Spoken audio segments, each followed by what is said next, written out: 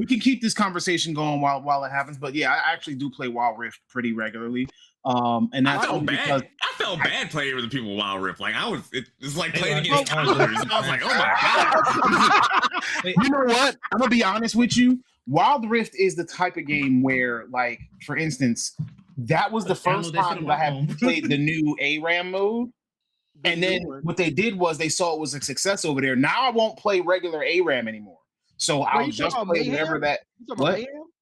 Mayhem, yeah. Mayhem? Sure, whatever you want to call it. I don't know. Well, they actually got that from because all those little buffs and stuff were from their arena mode they added in League, where it's just like you do like 2v2v 2v2, where it's just like go round robin against the people, and all those different buffs and crazy augments you get came from arena mode, and then they added it to Mayhem, then they added Wild Rift the mode, which is cool. Right. And so Wild Rift had it before League had it. And so that was where I started playing it.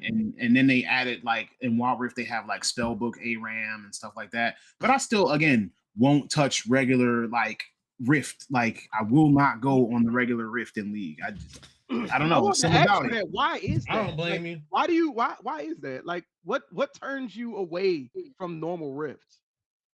Yeah, I play with. Well, it's not even, I would say that if you don't have a full squad of people you can play with, if you're just jumping into League Summoners Rift, it's a nightmare right now. My boy keeps trying to get me to go back and play ranked again. I'm like, the light's behind me, man. I know I can probably light's behind me. No, dead ass. Like, I know I could probably get Masters if I really tried in League ranked, but I don't like playing ranked in that game anymore. Like I played Diamond level for years. It was just like, it's a matter of like putting in the time, the effort, and also the community's annoying as hell to deal with, especially in ranked. Oh my god. Yeah, no, you're right. I get you that. You're right. Right then. I know I popped it in a chat for you to see, but /0 playtest. It's a little beta. I actually just requested it like right before you said it. And bro, I was sitting here, bro. I still haven't gotten through like a whole stage yet. Wait, what is it? They talking about it's supposed to be like 120 minutes of content in this playtest. I'm sitting up here like, dog. I only just beat the first boss. You get two characters to choose from. One is a woman with mid-range attacks, so she uses guns, and then the other person is a guy who has like blades.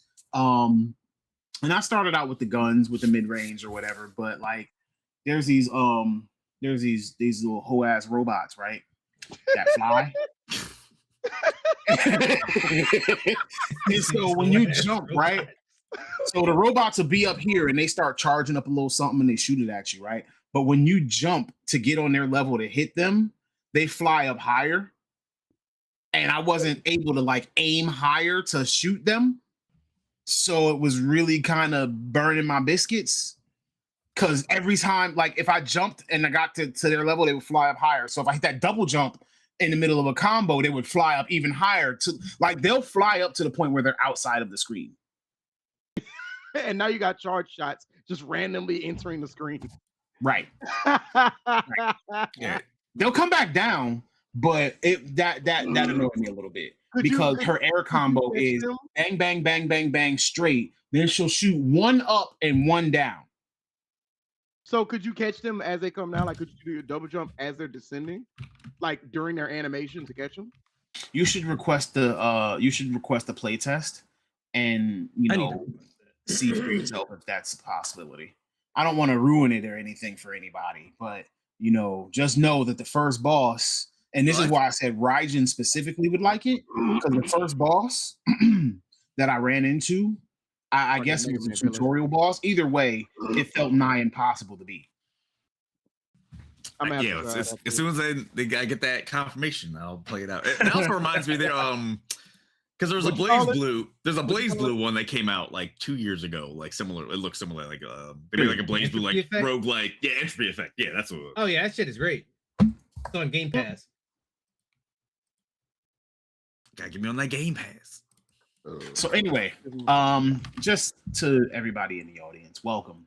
We're glad you're here. Welcome to Start Button Live. I know we are a little bit later on Easter Sunday, but we wanted to give everybody an opportunity to celebrate and observe their religious occurrences and anything that had to be done with your beliefs. Now we are later on in the day, and so we are happy that you chose to join us when you could be doing anything else. We want to kind of keep it a little casual. We'll go over a little bit of news towards the end, but for the most part, I just want to ask the question of, who is gaming even for now? So we're going to dive into that a little bit. We're going to make sure that we know what's what and kind of give you our views, and we'll always be happy to hear yours. Now, in the meantime, games are getting more expensive. They're taking more time than ever to complete. They're taking more time than ever to design and to come out, and they're being designed very differently from what they used to be, which is why the question comes up of who is gaming actually for? Because for a lot of people, it doesn't feel like it's for them anymore. With that being said, just want to, start light and ask question of the day. Question of the day. Got to go slower. When was the last time that a game completely pulled you in? Like, so much that you couldn't stop thinking about it? Like, what was the last game that you had that like completely pulled you in? Was it 5 years ago, 10 years ago? Arc Raiders. Okay. How about you guys? Token. Hey, Token. Do me a favor. What? Bring your camera down. Hmm? Tilt your camera downwards. I don't know why the audience would want to see more of your face, but they would. just making sure that you can be seen, because somebody might actually like to see you instead of the top of your head. You know what? You know what? You got the deceptive IG angle going on. I know, Makes him right? look slimmer. He's trying to add those perfect thirds. Gotta get the angles. He's over here trying to falsify a hairline by hitting certain camera angles and stuff. You know what I'm saying? You're hatfishing with camera tricks. What was the question was, when was the last time a game completely pulled you in? Like, you couldn't stop thinking about it. Like, even if you had things to do during the day, you came home and that was the first thing you wanted to do. Or like it had you thinking of how to beat it or how to get around the problem. What was the last game that completely pulled you in? Wuthering Waves. Literally. You're welcome. Yeah. You're welcome. It was Wuthering Waves. That's like handing the crack rock. Like, you're welcome. Hey, Goji, you and Loon not the same person, right? Destiny 2?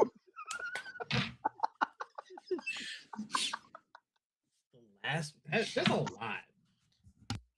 A lot? Circa 2018 to 2022. Listen, that's fair. That's very fair. That's very fair. Loon said Destiny 2 had me in a headlock. Gaming has been very good to me. What is it? Which game? I said gaming has been very good to me in general. Like, there's been a lot of games. Now answer the damn question. Is good. All right, damn. I'm a gamer. For me, I disagree with Division 2. Division 1 was it. But with I'm a gamer. And I enjoy games. Like, I enjoy them. Even if I don't finish them, I enjoy them. But how long can a game keep your attention? You know what I'm saying? Like, there are a few games that might keep you for a week. There are a few games that might keep you for a little bit longer than that. But they don't live in my mind rent free. You know what I'm saying? Like, I'll think about Baldur's Gate. Like, anytime somebody says, oh, blah, blah, blah, RPG, Baldur's Gate is the first thing that comes out of my mouth. That's a great game. Probably that had me in a chokehold. Probably Dune Awakening. Do what? Dune Awakening.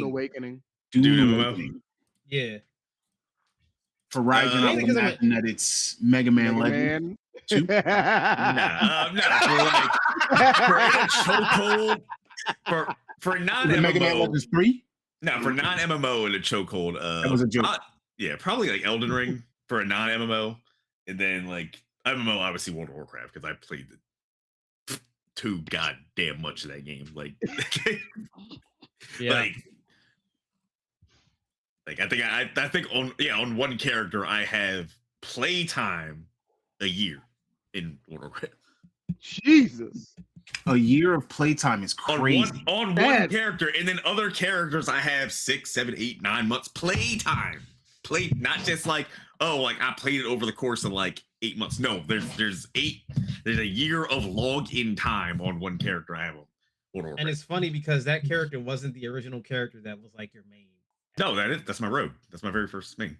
Oh, I thought you were talking about your mage has like a year. No, my playtime. mage is my mage is like 11 months. My rogue has a year. My death knight has like 8 months. My priest has 11. Like, yeah, I have a lot of characters that are all different, close to a Active year playtime. playtime. Yeah, I Active. legitimately miss playing it. Death Knight. Yikes. And I thought that it was a lot for me to have 900 hours in Monster Hunter World.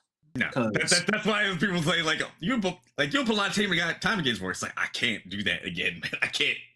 I can't put myself back in that mindset to do that again. Like, I'm gonna be honest with you. You know what I'm excited for? Go, bro. Roger sound like he had to go to therapy to get out of it. I had to wean myself off that game. I probably should have went to a goddamn psychiatrist because how much I was playing that game. There was a Monster Hunter mobile game coming out, and I actually just signed up for the second closed beta test. And I need to do that.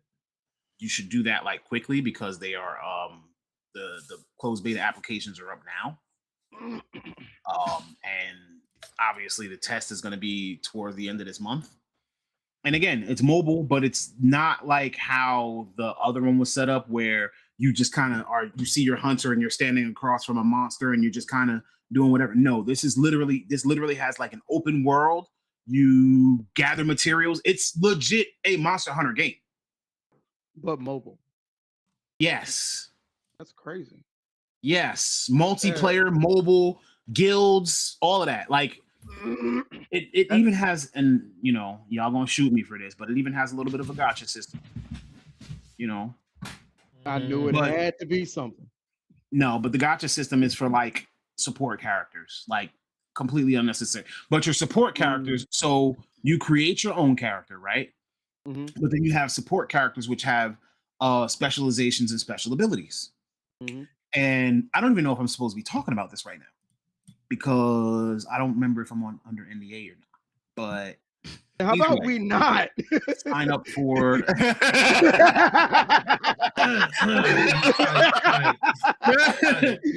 Probably shouldn't go any Let's just further keep- about that. Let's keep it a Should be buck. under Go ahead, NDA, bruh. move on, dog. I don't remember. I don't think it was one of those don't talk Same- about this at all. Like there are certain games where like it was clear, do not talk about this. Yeah. But this one, like I said, it's publicly announced that there is a closed beta test coming up for this game. So you know, those who were in or whatever will have the opportunity to it's called Monster Hunter Outlanders. Hmm. There are even YouTube videos up about, you know, what's upcoming or as far as the upcoming beta test. So I'll share a link with all you guys. I'll even share a link with those of us in the chat who want to potentially, you know, play. Oh, look, there it is. Sign up, y'all. All right. So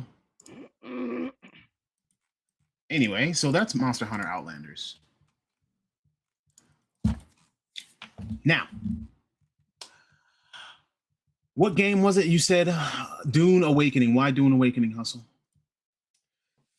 Because to me, it's like the perfect experience for a Dune fan. I'm a massive Dune fan. Love the books, love the movie. Perfect experience for what?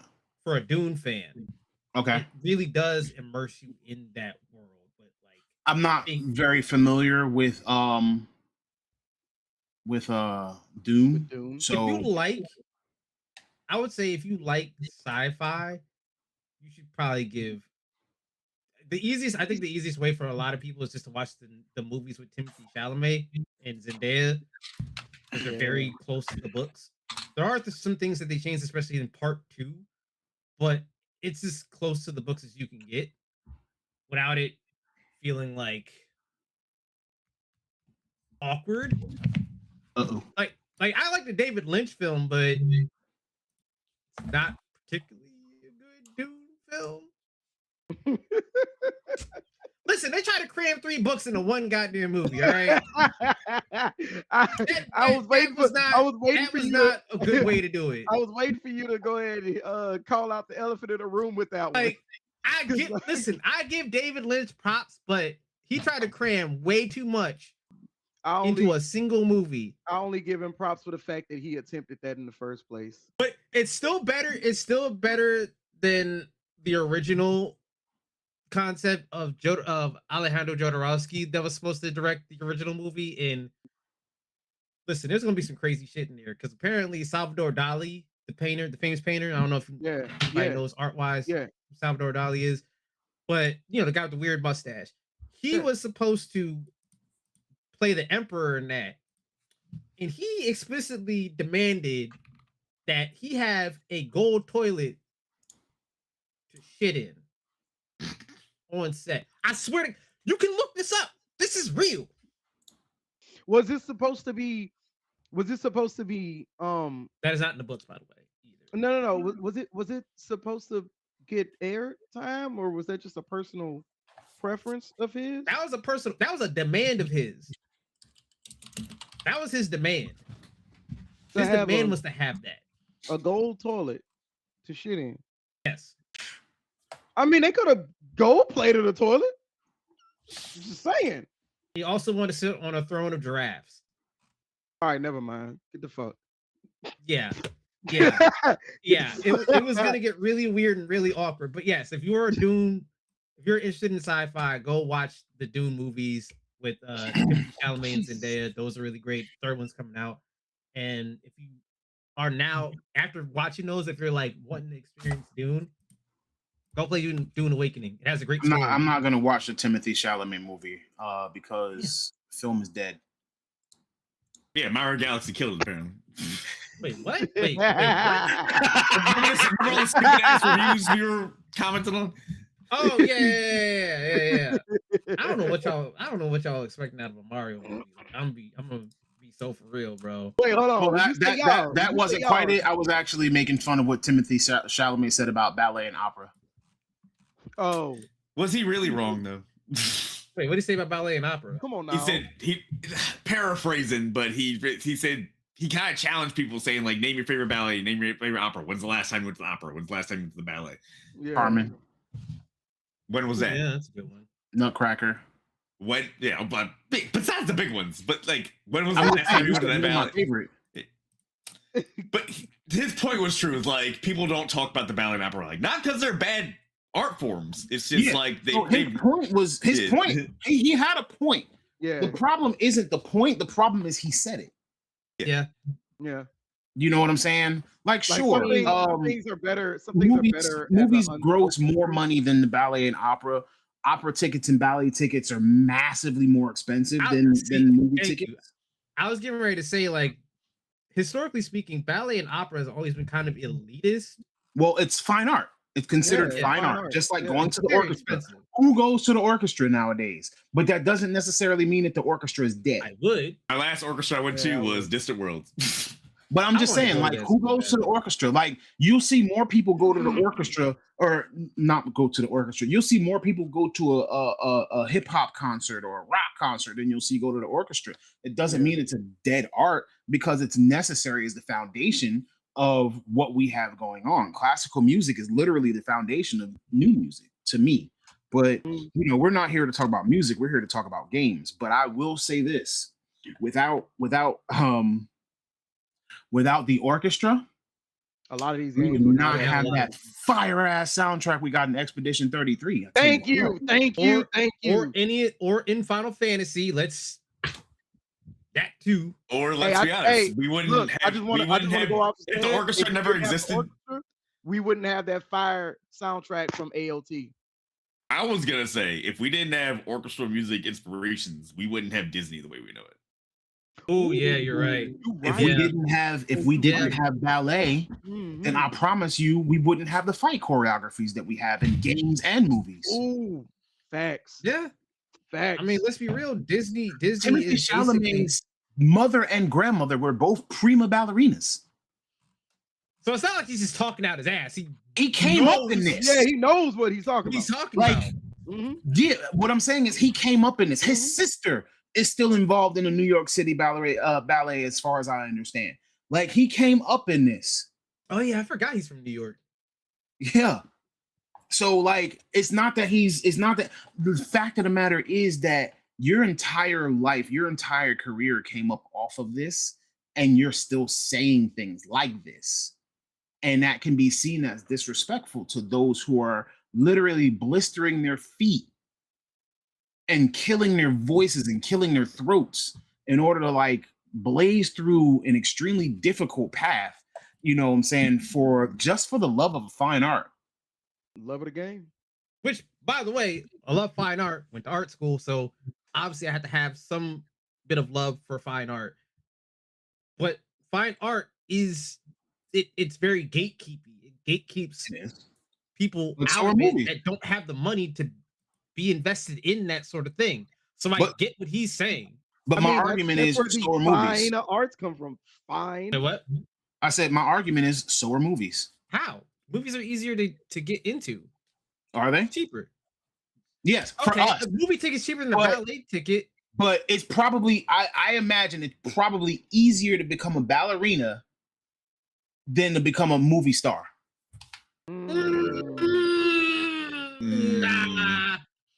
Nah. Nah. I didn't say a prima ballerina. Yeah, but No. how many people that can you see give that? How many have people? given- How many new movie stars do you see? None. That's A not my lot. point. That's what the point is. How many people lot. do you see talk about? Not like what I know what Tone meant by like movie star, like Oh, Big like movie a star. Tom Cruise, a Denzel Washington, like Mhm. Oh, like, Zendaya. Tom Hanks, Tom like- Holland. But no, like Yeah. what I was Tom gonna say. Holland isn't as big as what I thought he is. What I was gonna say what is is- it, Hiddleston?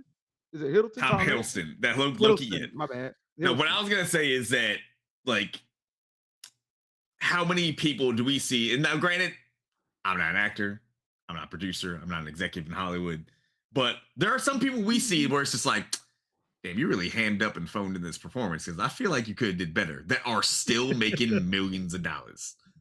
Yep. Whereas, I'm not gonna name no names because Yeah, I'm trying to be rubbing But- elbows, but but even someone who is at the point of not being a prima ballerina, but just being a professional ballerina or dancer, that is a lot. there's a lot. It's a work lot of and time and a lot of pain, effort. But Pain and all the the shit. path to get there is laid out. hold on. Whereas, Wait, like when it hold- comes to being a movie star, you need to follow not only that path to get there, but you also need to go through that discovery. at the risk of that pissing promotion. off, I guess. Hold on. At the risk of pissing off, I guess whatever viewers we have that world. might be actors or into acting or whatever the fuck. It's all right. We have Tubi where we have tons of bad actors on Oh, Tubi. Boy, You dude. tell me what ballet put in bad ballet dancers? Okay. Not. Okay. Here's the But thing. those I are wanted to movie say Tubi. stars. I was gonna say I But- want to say but Those no, are no, no, mega no, no. stars. You see what I'm Does not saying? count. But it's I still didn't say it's easier. harder to get into ballet than it is to get into movies. Right. Tubi I doesn't said being a count. movie star. There's a Easy difference to get between a into movie movies. star You and a can be an movie actor. extra. Anybody can be that. And look, Yeah. you say it all the time. You say it all the time. Look at all of these talented voice actors we got, and look at the pool that they choose from. Mm-hmm. Mm-hmm. I also said that they need to stop using regular actors for like animated movies and use voice And actors. games. Yes, I'm Thanks, looping this Disney, right back By to the way, games. for that. Like, look at all of the talent that you could get out of voice acting in games. But half of your games, like, I also think that's kind of antiquated. But at the same time, I understand for budget concerns. My thing is, if your game is spending $250 million if you're spending $250 million to make a budget, to make a game, right? Yeah. and you choose to make all the words in it just text instead of giving some character's voice, I have a problem with that. But isn't that also all right? Are we talking like big budget or small budget? I just said $250 million, so big budget. All right, yeah. Big budget with no voice acting. No, Small budget, I understand. Big budget, no voice acting. You don't have no excuse. You better hire some goddamn voice actors. I don't care if you got to do it off a Fiverr or something. Like get some voice acting. I think that if you selling a game for $70, you better have some voice acting in it. Yeah, yeah. I expect that. Like, I'm sorry, but at this point, and today, and yes, and all right. So I know for sure that I sound very entitled here, and I'm asking for a lot. That's the truth, because the game makers are going to make their games how they see fit and how they envision it. So I may sound a bit entitled, but here's the thing: if I'm feeling this way, then imagine that another million or two other people feel this way, and then you take that million or two and you multiply it by the $70 that they're going to choose to stop spending. And now you have $70 million in revenue or $140 million in revenue that is now missing from what you're trying to recoup off of this game. And while you're making larger budgets, right, you're putting more money, more time into these games. And we appreciate that, but we're coming to expect more because you're raising the prices on our end. If games start to be $90 and $100, we want every game to be perfect, and every game that's not perfect, if it doesn't get an 8 or a 9, we're not going to play it. We're already at a point where it got to be a 7 or better for us to even pick it up and try. So what you're saying is the substance of the game has to equate to the demand of the amount of money that you're wanting from us. What I'm saying is that's how we as players look at it, because all we're seeing is this is the presentation, this is the price. So if our price was here, right? If you buy a $40 game and it doesn't have any voices in it, do you care? You might care a little bit. You might not. Depends on what the game is. Yeah. If the game was free and it didn't do voices, would you care? No. Game being $70 and you have to read everything. Do you care? Unless it was yeah. Buy a new Pokemon game and tell me you're not going to be pissed off that there's no voices. Why you had to bring Pokemon to this? Pokemon game at $80. Why you had to bring Pokemon to this? Why you had to bring Pokemon to this? I'll be honest, I'm not buying no $70 game anymore. It's rare. That's fair. That's fair. And you know what? That's why we're asking. If they came out with another who's gaming for? Persona, you know what I'm saying? Like, I just asked you guys what game hit for you like that and just lived in your mind rent free. Do any games still hit like that for you? Yep, Shin Megami Tensei Persona. Expedition 33. Well, if Expedition 33 was $60-$70, it would be worth it, but they released it at 50. But I agree. But what made that game worth that money? Just the effort put into it on like all avenues, like the voice acting, the combat. You could say the weakest thing is the combat system, but like the that's story, the weakest thing, and that's it's revolutionary. Good. That's what I mean. It's still good. That's if I had to say anything was the weakest thing in Expedition 33, I'd say it's the combat system, but it's still good for the game it is. Now imagine Expedition 33 being a hack and slash. If it still had the story elements in the music, like I think it's still be a hack and slash. Is it better or is it worse? I don't think it might fit better. In some aspects. Well, no, just thinking the counter and the dodging aspects, like yeah, he might be on to something. It might be better in some ways. You might be on to something. Yeah. Now imagine it. Imagine it was a Souls-like. What? Is that better or worse? No, that would take away from me because the problem with Souls-like is inherently the story is by design, the story is not laid out as like fluidly as it would be in a traditional RPG. It's what I'll say. No. But there are some exceptions. What if you kept the story? the same, but just the gameplay mechanics Souls like. I mean, if you look at it like this, when you play Expedition 33 and you leave an area, you come back, the enemies are back, right? Okay. So you could essentially make it a Souls like. But when you sit at a campfire, the enemies come back. Correct. The enemies come back when you sit down and you rest and you know, like it literally has Souls elements to it. A question that Loon asked is if they switched out Keanu Reeves in Cyberpunk, would you care? That's also a question if I ever seen one. Damn. I think it depends who they got to play Johnny. But like, but Yeah. Well, here's the thing. Here's the thing. Hustle just said we have amazing voice actors. That means that we also could get some amazing mocap. If you had somebody who, you know, you just used a generic face for Johnny Silverhand, right? Because right now it's in our minds, Johnny Silverhand is Keanu Reeves. But if you use the generic person that kind of fits the vibe, right? And you just got a random voice actor that wasn't Keanu Reeves, does it make a difference? If it fits. I mean, he looks like Keanu Reeves now, but you can go look up artwork of Johnny Silverhand before 2077 came out, and you literally could just get any like white guy to play him. Okay, but no, But if they made Johnny Silverhand black, I think Tones has Or black? a black guy with dreads. I think Loon has a. You can do that too. I'm pretty sure. But the thing is, I'm pretty sure Morgan Blackhand is actually black. So whenever they decide to show him in the games. but the question is, right, Token, for what you're saying, you paid $60 for that, right? Mm-hmm. It's a AAA game made by a big budget studio, and they put a lot of time and work into this. If they change out your voice actor, if they don't use Keanu Reeves, right? Mm-hmm. So now you're removing some star power. Does the game sell as well? Honestly, I feel like hinging the sellability of the game based off of a celebrity being a part of the game,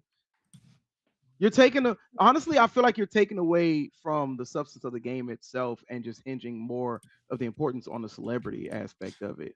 So the game is a great game. It's an amazing game. Not going to take anything away from that. But now allow me to back you up a little bit or back this up a little bit. Okay. If they launch this game without Keanu Reeves and to the bad reception that it got because of all of the technical issues, does this game have a fighting chance? See, now we're going into a marketing aspect, and I gotta. No, I'm literally talking about from a consumer side. Yeah, not even marketing. Like I'm talking about you seeing this game. Like when you see in the commercials for Cyberpunk 27, you saw Keanu Reeves. Yeah, I did. Yo, this game might be lit. I might have to go get this. Yeah. He looks dope. Yeah. Now you don't see Keanu Reeves. You just see Johnny Silverhand. You got a point. The thing that also a lot of people when it first launched were like, there's a shit ton of bugs, but the story is fantastic. Mm-hmm. Correct. That was the caveat to it. I didn't have any of the technical issues, thankfully. Like the new person because it doesn't mean bad. Affected for sure. Yeah, selling results you won't see until much later. Yes, exactly. Yeah. So like you can literally have a great game, but Cyberpunk came out to really, really, really bad reception because so many different people were experiencing technical issues. They rushed to launch it. They made certain promises. They said that they were going to give us certain things. Loon himself says that game hosed us, you know. And I got lucky to play it on high-end hardware at that time that it came out. So I didn't have any of the issues that anyone had. So I got to enjoy it bug-free and enjoy the story. See, Goji said respectfully he didn't have any bugs either when he played, and he was on a 2060 Ti at the time. But me, I was mainly a PlayStation gamer. Right. I had times where I couldn't get through the car ride with Jackie or the Rick Ross looking dude. If you played that shit on the floor, you was done. You know what? And I was on a PS4 at the time. No, you know what? Actually, if I had to think about it honestly, because that makes me think about the fact that when I played Destiny, and I used to. You remember when we had the passing of Lance Riddick, and then they gave a monument to him in Destiny? That makes me realize, like, honestly, some voice actors and actors do play an integral part in games, Yeah. even when you don't notice them until it's later Too late. down the line. Yeah. So, like, if you did take Keanu Reeves out of Cyberpunk completely, like, but without him being in it, and then like, oh, we take him out later. No, if he wasn't there to begin with, that does kind of change the trajectory and the balance a little bit of the game. It changes the appeal Because- for some people. Yeah, it does. Star power for some celebrities does do it. Like, I couldn't even imagine anyone else voicing Commander Zavala other than Lance Riddick. Well, now don't they have Keith David voicing him? They do have Keith Yeah. David, and I'm not saying Keith Yeah. David ain't bad, because Keith David's one of my favorite voice actors. He did Goliath I think Like- that's the best. That's the best option you could have gotten.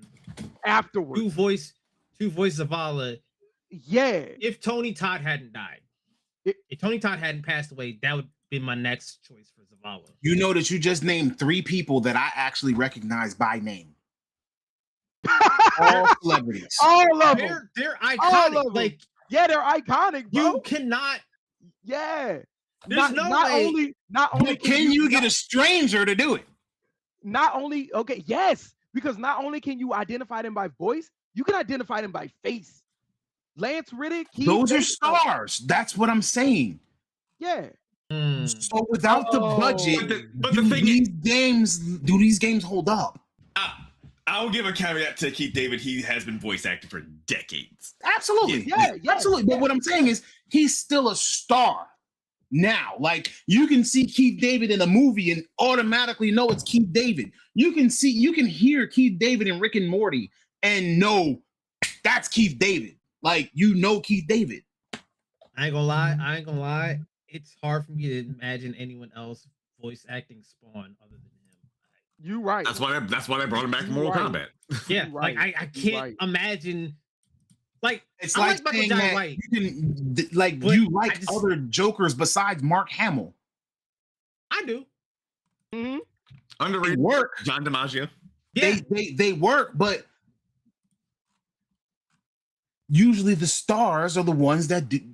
When it comes to these particular situations, they're the ones who fit the best. Could you imagine the dude who played Kratos, the dude who voiced Kratos being Commander Oh, the Zavala? one, yeah, the one OG from, Kratos or new Kratos? New Kratos. No, actually wait, both what? of them. Yeah, I Both can see of Christopher them. Judge being both of them. Zavala. Christopher Yeah. Judge, hell yeah. And TC Carson. I think both of them would have been good. TC Carson is also a recognizable face and voice. So And is- they did bring back Christopher TC Judge is Carson more, for though. Sons of Sparta. I'm sorry, what'd you say? They brought Christopher back- Judge is what?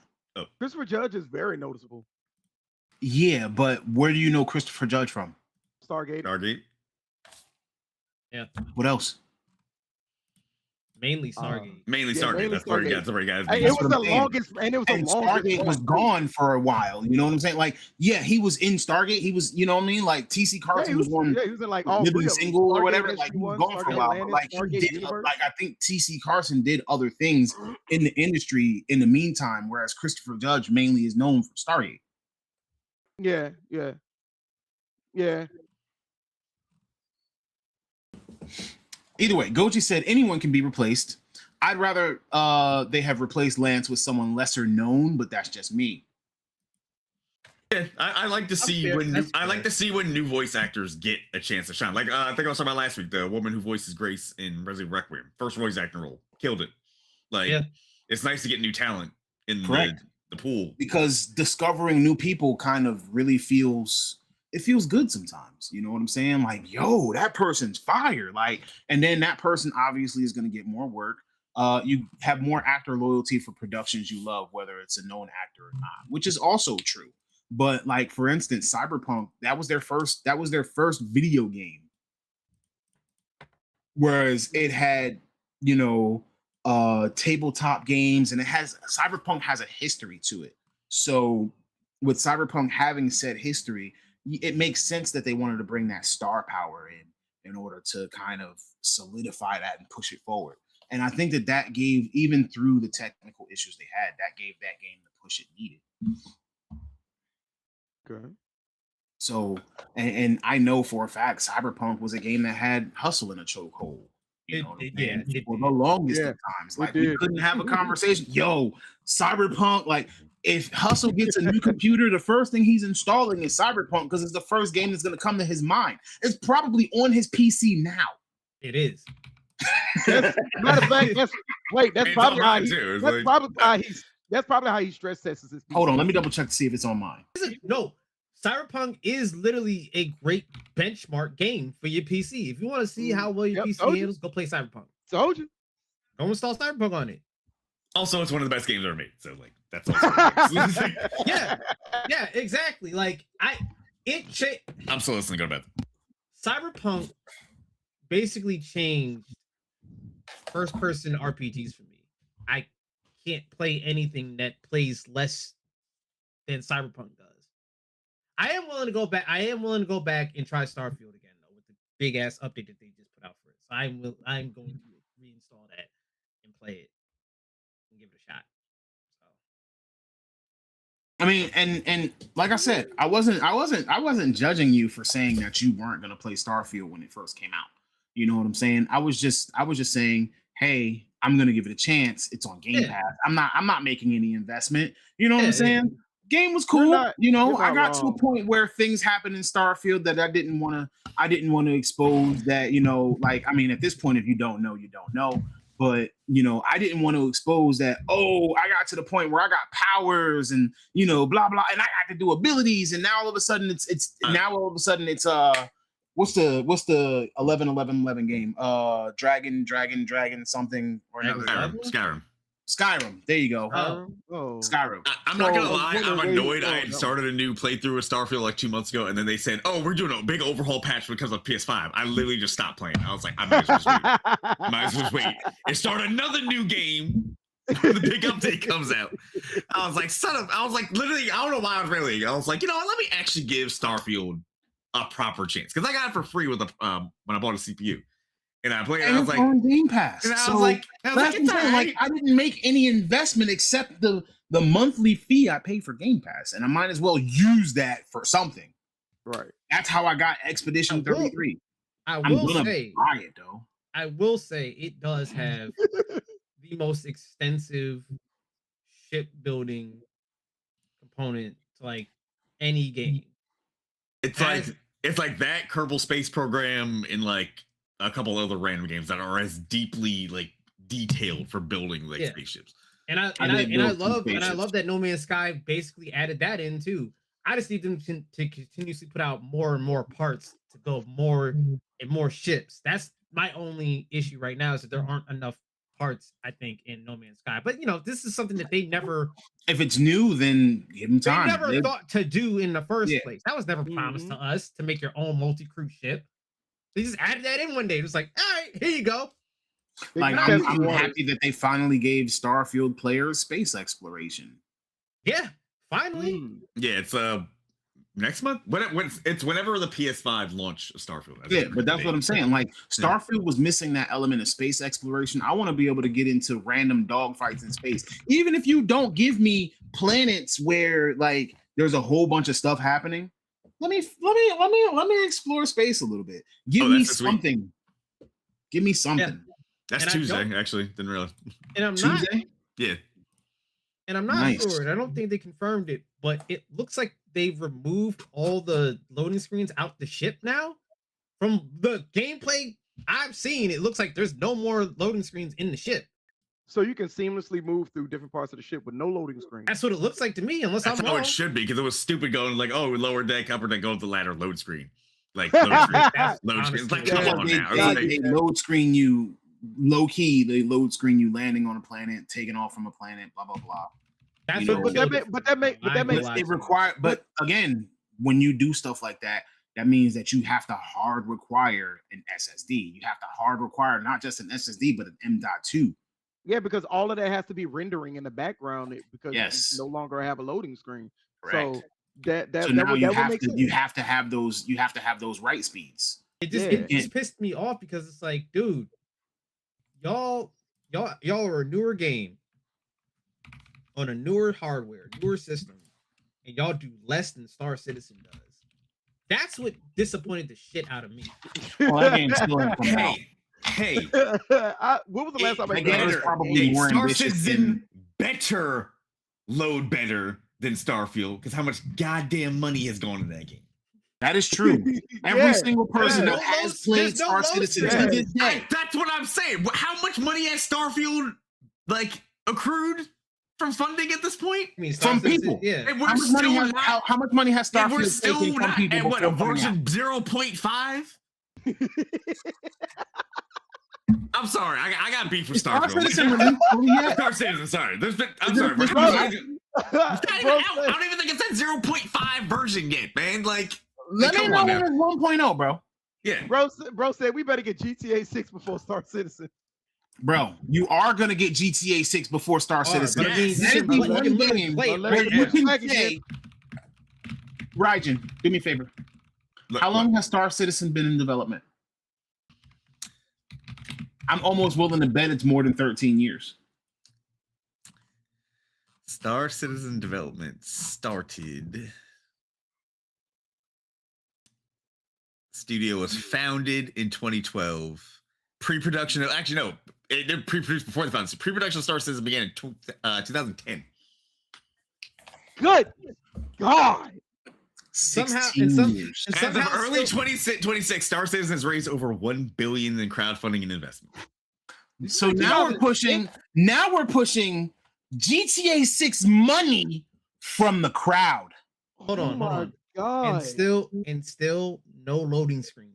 and it's There's still not Star- released. It It's still better not, not either. have loading screen.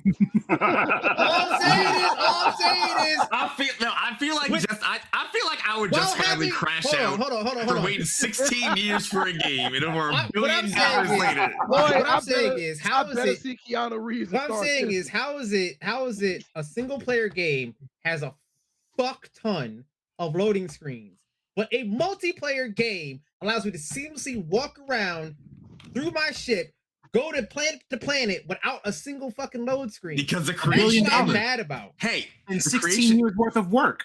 the creation engine has been terrible for over 10 years. But still, $1 billion and 16 years worth of work. How much was Starfield's budget? Because wasn't Starfield in development for like 10 years. Damn, Since 20 years? since Fallout New Vegas, I think, or something like that. damn, that's- Starfield's estimated budget is $200 million. Woo! And they've been in Okay. development for how long? God, but they didn't know I had to do homework today. Goddamn. I'm mad. I'm mad. Pop said, "Clock it. Tell him hustle."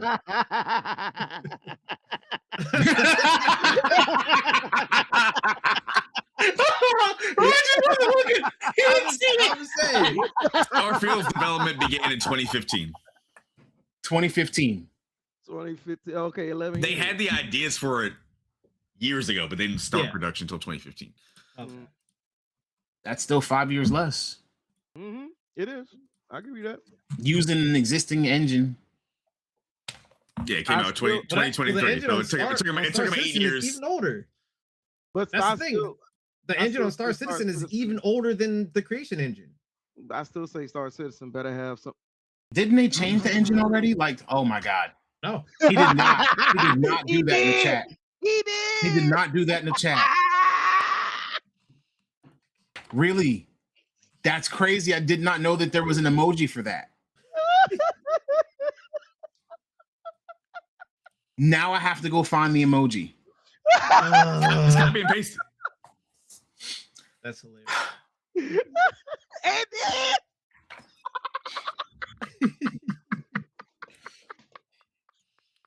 And is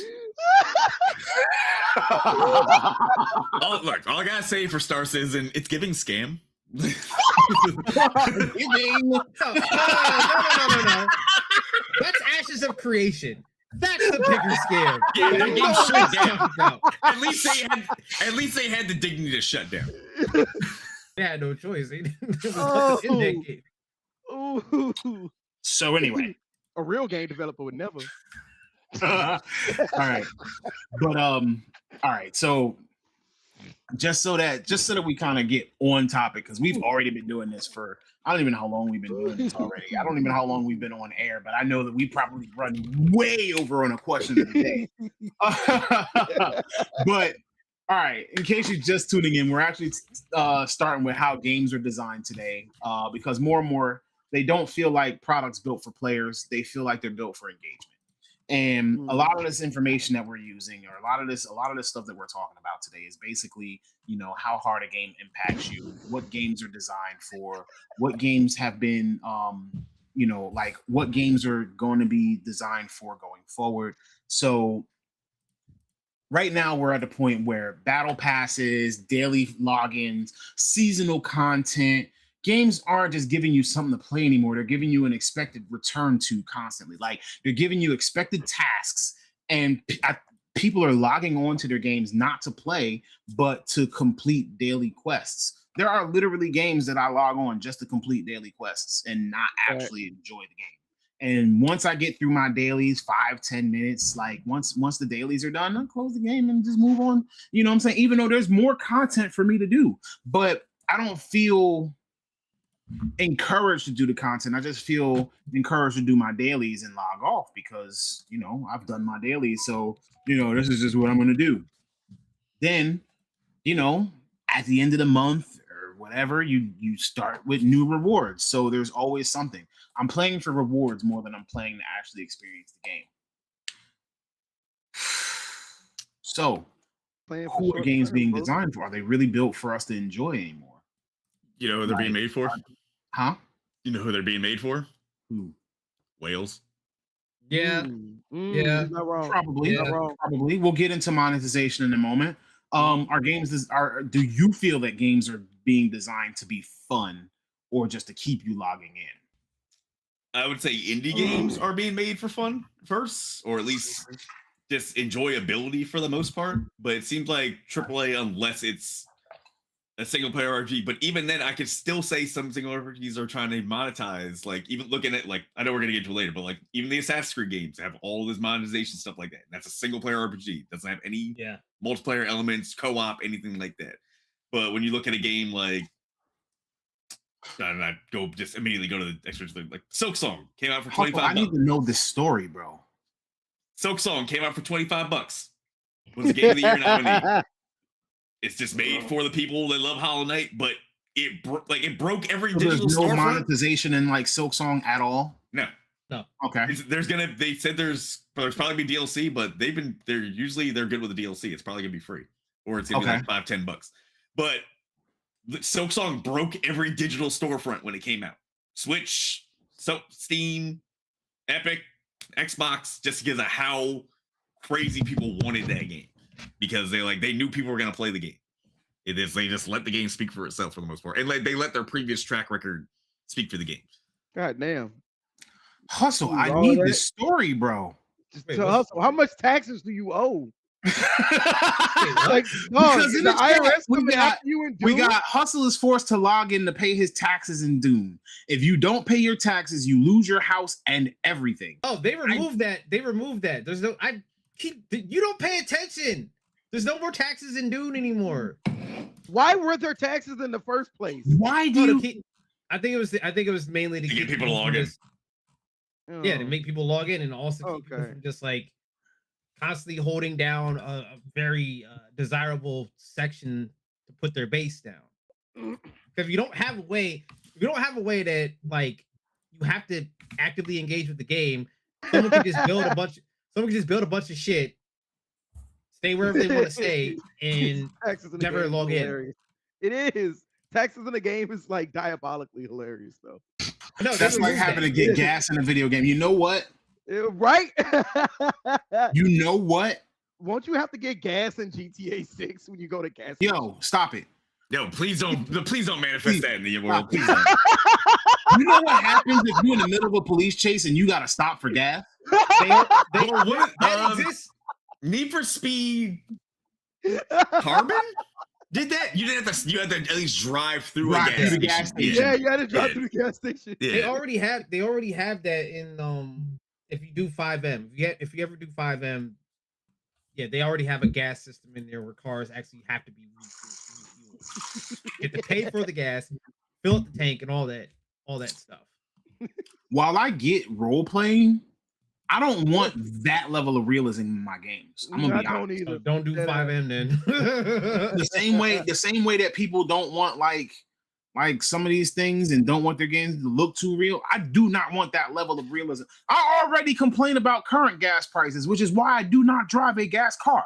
Brother, and if you don't have gas in your car, That's why I like it don't run. That's why I like a little bit about Crimson Desert. It has those systems in place, but it doesn't restrict you to having a farm. Like you get fatigued and other stuff like that. You can cook food, but you don't have to do that. You can find food anywhere in the game. And stuff like that. Hold on. I gotta token. Don't go here. Don't just leave this alone. So Hustle does not know how to pump his own gas in 5M. That's cool. do. What are you talking about? I got you, bro. I got you. Wait, one second. Wait, one second. What is 5M? I'm lost. It's GTA's RP. Oh, okay. I got you. But this is coming from the guy who jumped on Red M and died in 5 minutes. Yeah. Yeah, it is kind of crazy. That is kind of crazy talking. He said we sat there for 20 minutes. Bro, you got in Red M where there are no cars. You walked out the saloon and were shot within 5 minutes talking about I don't know how to revive. How do I come back? How do I don't know what to do. Wow, listen. You cannot fault somebody for that was a glitch. Oh, now that was a glitch. Okay. All right.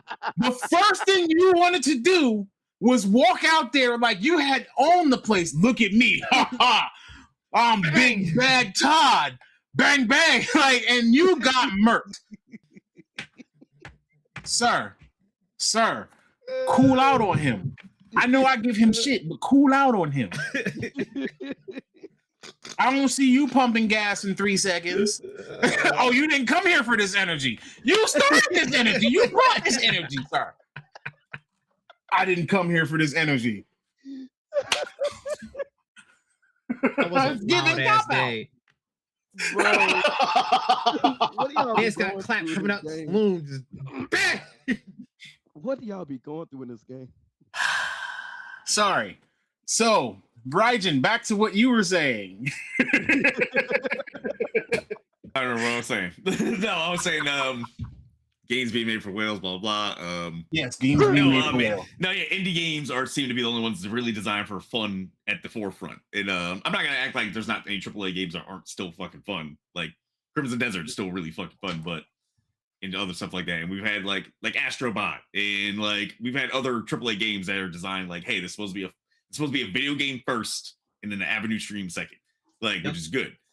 But it just seems like the people that are the loudest or get the most attention, the most retweets, like shares on TikTok, or just random clips the games are designed around, like A, being clippable or making money. Yeah. Mm-hmm. I'm sorry, I can't hold this in anymore. Okay.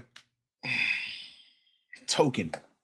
How did I was about to say he's about to go on Token right now for some reason. Your outfit is loud as hell, bro. One would only cook. I don't know what I'm looking at. I don't know if somebody spilled paint on you or if that's on purpose. I can't imagine. Like you back up and I'm like, yo, the shirt, the pants, the background, all I'm seeing is color splash. Like, bro. I did not know you were about 02 from Darling in the Franxx like that. Dead ass. You are mega. You are spinning out. You are spinning out with 02. God damn.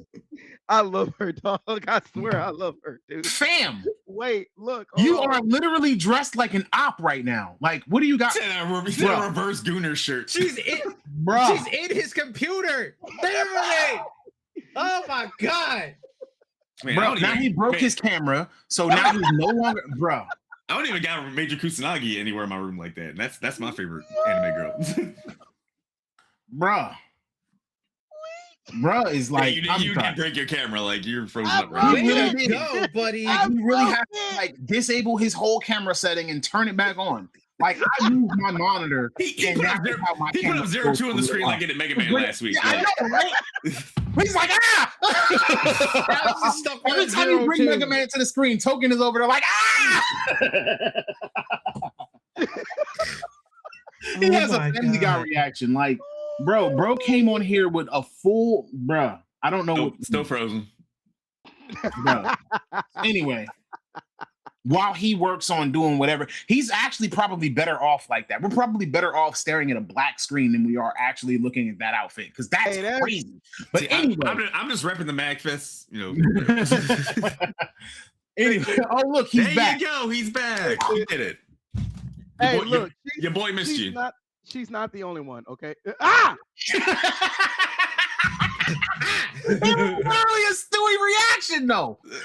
Why he make the fucking Liam Neeson sound effect? There's this dude on fucking Instagram. He's hilarious. He I makes know the same exactly who sound you're effect. talking about. Like, ah!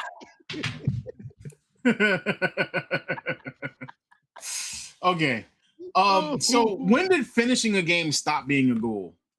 When was the last time you finished the game?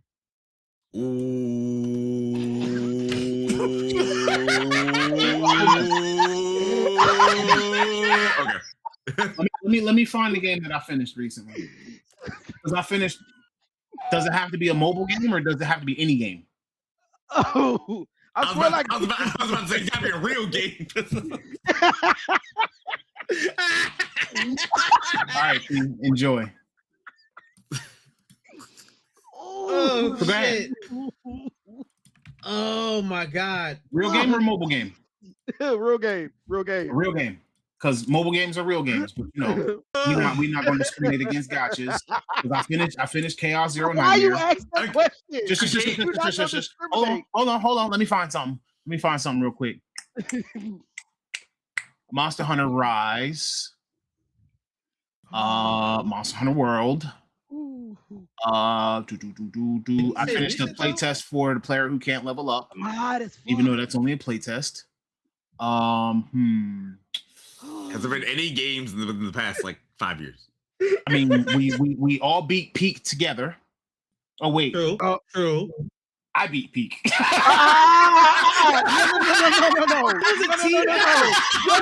That was all of us together.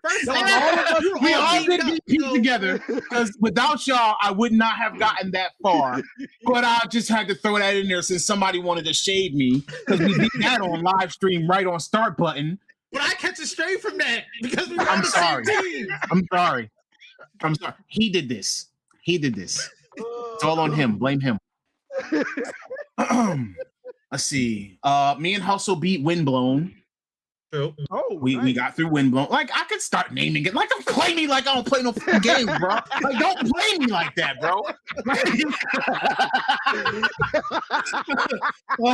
Just because I be slacking a little bit, just because like when big games come out, I lose attention after like a week or two. Don't be trying to do me like that, bro. You'll be at my level. You'll be at my level someday. It was riding with the gold, Yeah, with the fucking gold yeah, medal you'll put in- instigating. No, I was like, yeah, you'll put an hour in Gold medal one character. I instigating. mean, a year into one character. just that. Ooh. Oh no!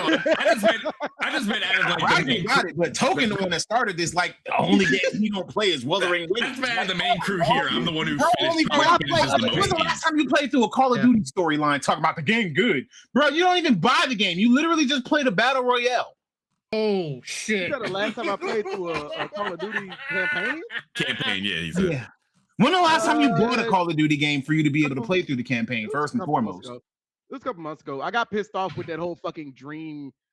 Yeah, that's because I was like, you that decided to was- invest in the new Black Ops instead of investing in a real game. honestly, that like ain't that worth. shit. That That shit is was not worth playing through the ass. story. Like that was ass. I was like, dog, what is going on? Like, why did y'all add all this fantastical mental? Well, that's why fuckery they into say this Black game? Ops 7 was pretty bad. Sir. It would be oh cool my if it God. wasn't a Call of Duty game. Yeah, I'll give you that. Yeah, if it wasn't a Call of Duty titled game, I It would would make sense. Yeah, but because Maybe. it is, like Anderson and the numbers was good enough, but you went through all of this. Well, remember that first trailer that they showed. I was like, "Ooh, is this like a psychological horror type thing?" And it was like, Yeah. "Oh, Call of Duty." I'm like, why am I fighting inner Okay. demons, bro? Legitimately, like I thought it was a horror game when they first started showing the I trailer was too. hyped. And Yeah. like then it was like at the end, I was like, "Oh, what's this?" And then it was like Call of. I was like, "Oh, Call of Duty. Yeah, we were all watching that trailer together too. It was No. just like, It's oh, like- Like, oh, I had the same reaction. Oh, this looks like it's gonna be good. Oh, I can't wait. What is this? What game is this? Yeah. And then it was Call like, of oh, Call of Duty. Duty. I was like, oh, but that's Watch- not gonna fly over well. You're like, well, moving along. Like I already know people who like, and then I'm talking just in the Call of Duty fandom, who have told me, "Oh, I don't like playing other games. Like Call of Duty is usually my main game because it feels more realistic. I don't really like all the fantastic stuff. Nah. Feels realistic. What the Nah, fuck? that's crazy. Because That's their crazy. whole thing is they like the real person being in a world combat simulation type style. Battlefield is more realistic in my book, It is. but It is. Call of Duty is an arena arcade shooter, so you have a constant progression of, I'm in this little confined space. I don't have to worry about people flying around and shooting powers, and what I'm saying, like it's guns versus guns. That would be Arma. Yeah, you But right. now You right. Call of Duty is no longer guns versus guns. I feel like Call of Duty walked away from the core of what made them successful. That was But Beavis and Butthead versus Shredder. well, I'm gonna also be real. Wait, hold on, because here's the thing though. Those other skins don't give any more tactical. It doesn't matter. advantage. That's not what people are there for, is what I'm saying. Yeah. You're like, right. that's You're not right. what their Like, core the audience- collaboration. Yeah. Like, how did they get their core audience? They didn't get their core audience putting Beavis and Butthead or Shredder in the You're right. game. I They would got their give you that. core audience from gun combat and arena shooting and Mhm. different fun game modes. In a Now military they've gone setting. into Warzone, they've gone into DMZ, they've gone into all kinds of different things because they want to do more live service stuff. And it's causing, like, if Call of Duty is going down the drain, they're taking away from that amazing story that Call of Duty has always been known for. I will say this though, DMZ, the way it was done at first was not bad. I Oh, don't know why DMZ they was got great. rid of it. DMZ was not bad. If they would have kept DMZ, they said that they were gonna make a DMZ 2.0. Why? I don't They see it. lied. Why? Yeah, I don't see it. The DMZ, the first way you did DMZ was great. Now, when you cut off DMZ from the rest of the game, like progression, and you just hacked it off and made it its own thing, I don't know why you did that. I don't know why you did that. It doesn't help that DMZ is locked behind a $70 Gotta game. buy the game the same way you do with the multiplayer. compared to and Marathon Exactly. and Arc Exactly. Raiders, which are both $40. Exactly. And what y'all did with DMZ honestly was like one of the best systems I'd seen. You instead of dropping. I made Tone play COD. Yep. All right, so when it comes to monetization, we're moving into monetization now, because now you're talking about locking DMZ behind paywalls, and you're talking about battle passes, and you're talking about adding more things for players. Like, so Call of Duty has battle passes, for instance. One battle pass, like if you get a battle pass for Warzone, that actually crosses over into the regular game, doesn't it? Like it's one solid battle pass for the entire Call of Duty. No. No, because I think you have- I think they have separate you battle have- passes. You have So battle now you pass, have to buy a battle pass for Warzone and the battle pass for multiplayer. and they're also tiered differently, because in Warzone you have the regular battle pass that's 1100. You have the secondary, the upgraded version of the battle pass that's 2400 CD, and then you have the black cell that you have to spend like for $25. That was egregious as hell. The Black Cell Battle Pass. I was like, so let me get this straight. So you got the free Battle Pass, but then you got the premium Battle Pass, but then you have what? A double premium Battle Pass? Yes. And If with I the bought double premium Battle and Pass, wait, I with the don't, double I still premium, don't get, I don't get the shit that you don't get get nothing that from you Black locked Cell. Yes. in paywall behind a Yes. super premium Battle Pass pack. But you still have to get progression in. Yes. And you know what the downside is? Even if you progress through the premium one that you spent your Call of Duty points on getting, every single thing in Black Cell is absolutely better than anything in the premium. Yeah. You can't get Yeah. anything from Black Cell from the premium. Nope. Absolutely nothing. You have to exclusively get the Black Cell Pass to And get Black- and- all that. and At what what shit. point does it stop feeling like a game, dog? And what pops It up in Black stopped. Cell, It felt like you a can't fucking get, You job. can't get through dailies. Like anything in Black Cell, you can't get it through dailies. You can't get it through weeklies. You can't get it Nope. through monthlies or events. It has to be gotten in Black Cell. All right. Like the moment that I saw people walking around with Black Cell skins, I was like, oh, this game is cooked. Like this series is done. Y'all didn't fight against that even at all. these weapon effects and things like that. Yep. Tracer Yes. bullets and stuff. Yes. Mm-hmm. Damn. Is this like, can you get this for $20 regular skins. play? Do you have to buy this? Oh, I will say this, Now we wait, going in the Hold on. Because you know how there's pay to win. Some of these skins do have some effects that can visually Automatically makes it pay to win, which is automatically a lot of people are going to look at as garbage. Yeah, remember that? Mhm. Remember that? What was it? That like twig Groot looking skin? Yeah, that yeah, was actually giving people a fucking advantage in the game the because hitbox it was like for the character. the hitbox. is so slender. the hitbox so was smaller. And because of the color pattern of the Couldn't tree, see it. if you're in Yeah. forested area, dog, it's impossible. That's just like the I am Groot skin. Impossible. That's what it Yeah. was. The I am Groot skin or whatever. Yeah. It was. And then remember when DMZ was a thing too? They started putting out skins that gave you certain perks for DMZ. I was like, yo, this Oh, is yeah. just Which now disgusting. makes Like DMZ loading in, pay to win. Pay to loading in win. with the extra backpack, Yep. or a large backpack, or loading Yep. in with Yep. more durable armor, When they did that, I was like, I'm Automatically done. makes it pay to win. or That's what made me the stop one that playing. lets you load in with the UAV automatically, and you can Yeah. go Yep. straight to All of that the stuff is kill. pay to win. And now what you're doing is you're stretching things a little bit. So like now it Facts. feels like the Road game is game was broken. monetization first. Like we're supposed to be game first. When what can, like, all right, so Call of Duty got bad ratings this year, but it still has a huge player base. Never going to discount Call of Duty's player base. People play Call of Duty, ball and gun. There's I'm a about to say reason that, why people yes. play Call of Duty. Mhm. But that is clear. Those are clear examples of Call of Duty being pay to win. Now, they can go back and not put things like that in. But is that what the core audience wants? Because remember, core audience usually doesn't know what they want. They know what they used to like, but they always ask for more. Greed is they're a thing fed. that is of human nature. So we're always going to be asking for more. It's just the problem is that when we get that more, is We that don't even know enough? if we want it. I don't even think they want it. You know what it is? FOMO is a motherfucker. That is what What's I the think FOMO? is FOMO is a destroying. mofo. I think it's destroying. I'm not gonna say destroying gaming, but it is a problem in gaming. It's FOMO, fear of missing out. What's the FOMO in this case? What Well, was I- The I battle the pass. skins. okay, true. Well, not even that. FOMO, Not even that. FOMO The skins- generates revenue. not only Yeah, the skins, That's, but that's also how in that's how some Fortnite aspects- has survived. Correct. Like, It survived look at on some FOMO aspects in alone. Call of Duty. Like, look at the tracer packs, right? Like, oh, I want to get a tracer pack. I'm gonna spend 2,000 card points to get this tracer pack with this skin, right?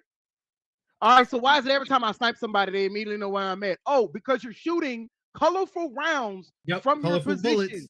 You can put a silencer with a no mini map ping on it and be like, they don't know where I'm shooting from. You're shooting rainbows at the person 300 meters from you. Of course I can hit you. This Like is dog, you're like, you're what? shooting meowing kittens at me. I Yes, know where you're at. yes. You're the guy who has a meowing kittens gun. You're literally the guy running around with that rainbow kitten backpack on right now. I can see it playing through the trees.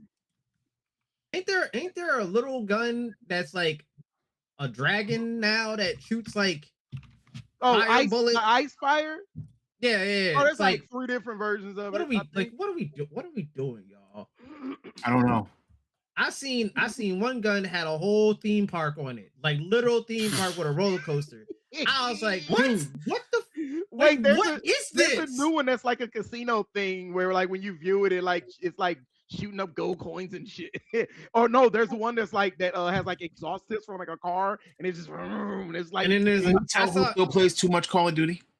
there's a literal gun that has that has like a fighter jet on it, and the fighter jet launches off the gun and flies back on the gun. Yeah, it's dumb. It's stupid now. Shmoney, even with all of this information that they're telling me, there's no reason to be ashamed to say that you bought skins or you bought things We're not like shaming you at DLC all. in games. Yeah, no, we're not. Listen, I'm not I shaming want to you. make it clear we are not shaming anybody. Even if you play gotcha games, I don't care if you wail out. If that's your game and you play it regularly, like if Token told me that he spent $1,000 in Wuthering Waves, I'm not going to shame him because he's been playing that game for more than a year. Actually, we're pushing 2 years. So if Yeah, his we are. total spend is $1,000, now if you bought a $70 game every month for a year, you're at almost $900 right there. You know what I'm saying? Yeah. So playing a game for almost 2 years and spending $1,000 is I'm not going to shame you for that. I'm not gonna shame anybody for buying skins in games because obviously I buy a bunch of skins in Rival. Yeah, like- I bought skins in League of Legends. I bought skins in Cody Overwatch. just said he's a slave to Call of Overwatch. And he's Duty. not ashamed. Like Yup. there's nothing wrong with buying skins. not- There's We're nothing not wrong shaming with it. you because you're Our not the question problem. is The- our question the is that these companies studios are are the making problem. monetization something that is almost required. They're giving And us predatory. FOMO. They're playing on the things that they're playing on psychology essentially. So Yes. this is a psychological battle that the studios are winning, and all of these different companies are actually winning because they are creating that sense of urgency. You can't wait till tomorrow. You can't wait until next week in order to buy this skin because it's going to be gone. They give you time limits. You have to pull or you have to hurry up and get this pass and work through this pass in order to get this skin. Like Hurry up and bite. at Hurry up what and bite. point is like, yeah, sure, we equate gotcha games to gambling, but at what point is Battle Pass not gambling? It is gambling. It is gambling. Especially It's You all just on know black. what you're gonna get at certain levels. It's guaranteed, so that's not a gamble, but at the same time, it feels almost more predatory. I'm gonna tell you how it's predatory and it is a gamble because most battle passes, not excluding Marvel Rivals and excluding Halo Infinite, those are the only two battle passes that when you buy it, that you have that, and you can unlock it at your own pace, even after the season is done. Every other battle pass, however, if you don't finish that by the end of the season, you don't unlock everything by the end of the season. That's it. You don't get to unlock it. That's it. You wasted your money. Mhm. So it becomes a gamble and a race for time. You spend all your time in this game unlocking everything in that battle pass before you basically just wasted your money. So that And it's leads me to preying the on it. question. Is this putting more pressure on a player? Is this It a is. duty or is Mhm. this something that you're doing for fun? Are you just logging in and doing whatever you got to do each day so you can progress this battle pass? Or Yes. do you actually want to progress this battle pass? It feels like you're obligated to It log feels in. like I'm clocking in to Yeah. work a job that I get little reward from and barely any recognition from.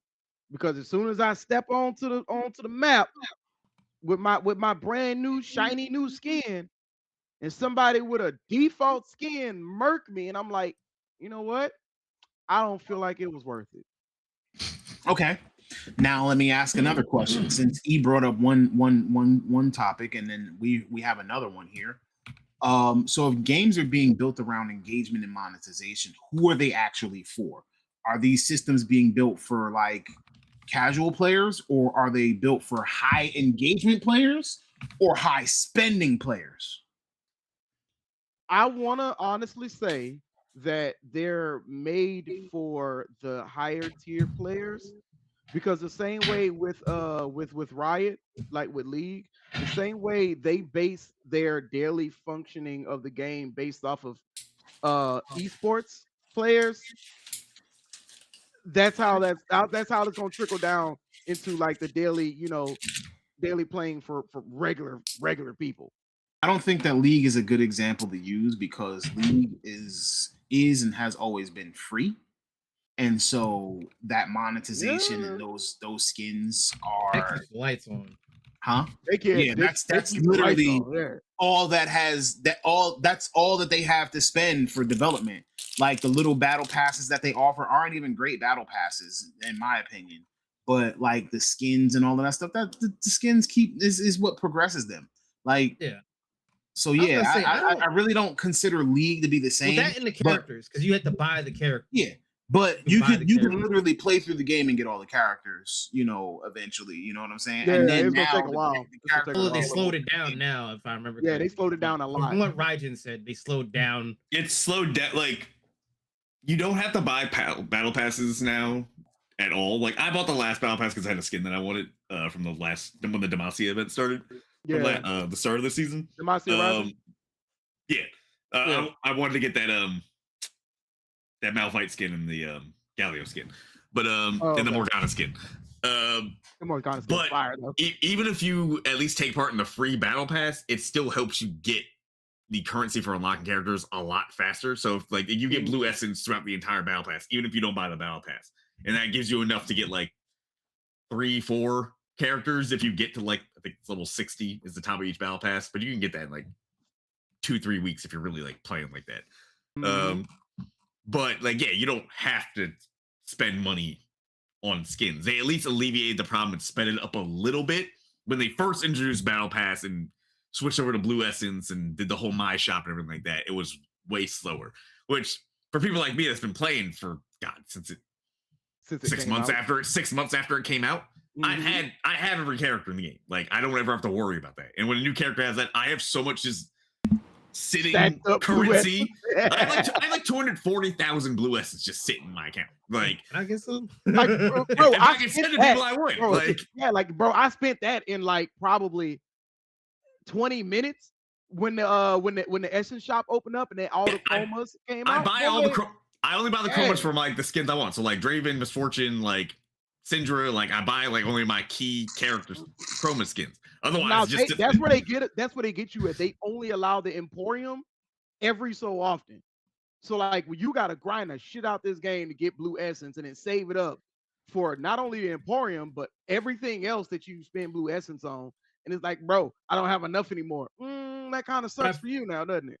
But I feel like Riot's monetization for League is less predatory than, let's say, like a It is. Fortnite It's less or predatory. a Call of like Duty. for all the dumb shit Riot does in the background, like they arguably have the best monetization system for a free to play game. Like, I mean, hell, they got a whole contract with Mercedes, and now they're doing another one with Porsche because they're coming out. I would with, say Smite was like the second best until they decided to shit the bed with Smite 2. the next event that they're coming up with and skins, round of skins is going to be like car theme related, and it's going to be with Porsche. It's going to be dope. Like So- Smite had the second best monetization method Smite? of like, yeah, when they had the Ultimate God Pass, that was like, what was it, like it was $30? $30 and you got every god that was ever going For to the come out whole of the time that game. the game was out. Yeah. Yeah, I forgot Yeah. about Smite. I swear I forgot. So about after I that, mean, it's just literally like, had- still had battle basically passes, just League, but over But it Yeah. but I mean, League now has put all of their characters on Game Pass. If you got Yeah. Game Pass, you got access to every character. yeah. that is a reason. Like, if you are a League player that doesn't have a lot of characters, I would say Game Pass is a reason to get Game Pass. It is very much a good reason to get Game Pass. It is. Because out of I'm gonna anything be I've honest seen with they you, put on Game Pass, that's probably I still spend blue essence on characters when characters that I like come out, just so that I don't have to, in case I choose not to Yeah. have Game Pass in the future. You should still do that. we should still Like, do it. Yeah. I still think you should just buy the characters that you want with Blue Essence, so you always have them. But you know, Mhm. if you wanna at least try the entire roster of like 300 plus characters, I think we're at right. It's I think it's 325. for League. If I'm not mistaken. No, it's not. It hasn't passed 300. Has it? That's a shocker. They slowed down a lot once they got to like 150 characters. Yeah, they're, Yeah, I think they're they're at what, 172.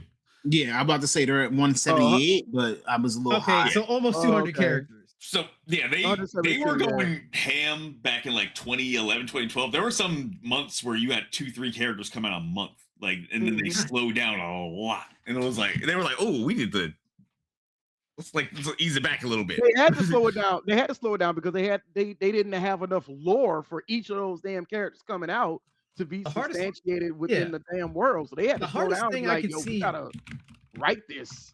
the hardest thing I could see is not so much designing the characters. I feel like that is the easier part of it. Like the actual art, Sure. of, like the concept art of the characters. I feel like that's the easiest part. The hardest part is how the fuck do I make their kit be unique to them when we have like 170 something fucking characters in this They game don't now? really make it unique. I mean, look at Sona and Seraphine. One's just a But that's the cracked problem out you run version of the into. other one. That's the problem that you run into when you get to like 100 something characters. It's like It's difficult to continue to it's hard make to do that. innovative new characters, but look at all of the different characters that they have been releasing now, and tell me that some of these new characters are actually similar to old ones that they've had. Zaheen is literally Zahed is like old Zaheen Aatrox. is literally Jin Zhao just jacked up. I mean, that's on- But he's Yeah. old Aatrox mixed with like Zinza, but yeah. they're So starting to that's combine still character mixing, kits. you know what I'm saying? Like the fact that they're still coming up with new and unique characters in most of these characters. Look at the little dragon and the little mage Smolder? chick, huh? Smolder and Yes, Mel. Smolder. You know what the crazy thing Mel- about Smolder? He came out 2 years ago. yeah. Where? Like I'm surprised. Smolder the dragon, like Spyro Yeah, the he champion, came out- Came yeah, out he came 2 out years ago. 2 years ago. Yeah. years ago. That's Yeah. crazy. That's how slow they've been releasing. Like you had, Yeah, that's what I'm because saying. Like, look at like you had I'm just saying, Zahen like more was recent. like a couple months ago. Mel Yunara, came out. Mel was January a last year. year. Yeah, a Mel year was ago. January of last year. Yes. Yeah. That's how they had I three think he just three got Mel on champions Wild came Rift. out last year. I still need to play her. 3 champions came out last year. Mm-hmm. That's Mel crazy Yunara considering Zion. that they used to do what 8 per year. 20 in the Yeah, early yeah. days it was 24. No. I'm talking about in the past, like before Like the past the 6 years or real so. big slowdown. Like they Yeah, were past doing 6 like years. 8 per year or something like that. Right? Or was it's it been 4? no, it's been like 4 to 5 a year, and then they Okay. yeah, like it was like every like 2.5 months. 2.5 And yeah, y'all and on Wild Rift, y'all about to get what's his name? Tonfas. Cassante. Cassante. Yeah, y'all about to get Cassante on Wild Rift. Which is gonna be pretty cool for y'all. I also forgot Warframe's monetization is actually really, really, really good because you can earn the in-game currency for free. Like because they allow you to transfer certain parts, like the prime parts. You can Oh, yeah, transfer that for selling the stuff. in-game currency. Yeah. So you can buy Yeah. stuff with the premium currency by earning it by trading. Like there's I some mean, you can people- literally create your own black market in the game. You really could. There's some people. That- There's some people who that's- have never ever actually had Yeah. to pay for the premium currency in Warframe because all they do is they just sell. I They mean, just sell prime parts. I didn't all day pay- long. I didn't spend $1 farm and sell on Prime. Warframe. I farmed everything on Warframe, and if I couldn't find it in the market, and if I couldn't farm it, I had an app. I remember in the early days during Twitter when Warframe had an app that you downloaded through Twitter, and it worked with Twitter. So anytime there was stuff to pop up around in the galaxy, it would pop the app on your phone and tell you, hey, double experience here or double the resources here. Boy, that was the first thing I used to do when I got out of school. You know what? Warframe was the game I was hooked on. It's got great monetization. that was the game I was hooked on because I was broke school student who couldn't spend money, and Warframe was it right there. It was Warframe. It's got So- I great could monetization. do everything. So before we move to the next topic, because that actually has a lot to do with it, I just want to sum up for everybody that the moral of the story is Token was broke, and most of the games that he played. Before he overtalked me again, because he's been doing a lot today. You know, you definitely been cutting in quite a bit, bro. We gonna have to dial you back. Let somebody finish their thought. But broke free gaming is Token's lane. So You know what? gamer know money what? confessions. Yes. Yeah. Gamer money confessions. You know what? You should start that as a segment, bro. Gamer money confession. This week it's Token. Wuthering Waves, Warframe, League of Legends, Call of Duty Call of Duty. Warzone. Yep. Can you name a game that you paid for that you played and enjoyed a whole lot Persona. in the past 3 years? Persona. Shin Megami Tensei. Like when I bought Persona 5, when I bought Persona I said 3 years. Did you buy Metaphor? Because that's the same vein. He did not, no, I didn't. and it's you on gotta- Game Pass. Yeah, you gotta get Metaphor. It's on Game Pass. I didn't know that. Oh, Token don't buy games. because somebody want to blow up my spot talking about I don't beat games. You don't Hold buy on, wait, games. wait, I hold said on, past hold on. 3 years. I just When did bought Persona Arc 5 come Raiders. out, sir? Okay, I just bought Arc Raiders.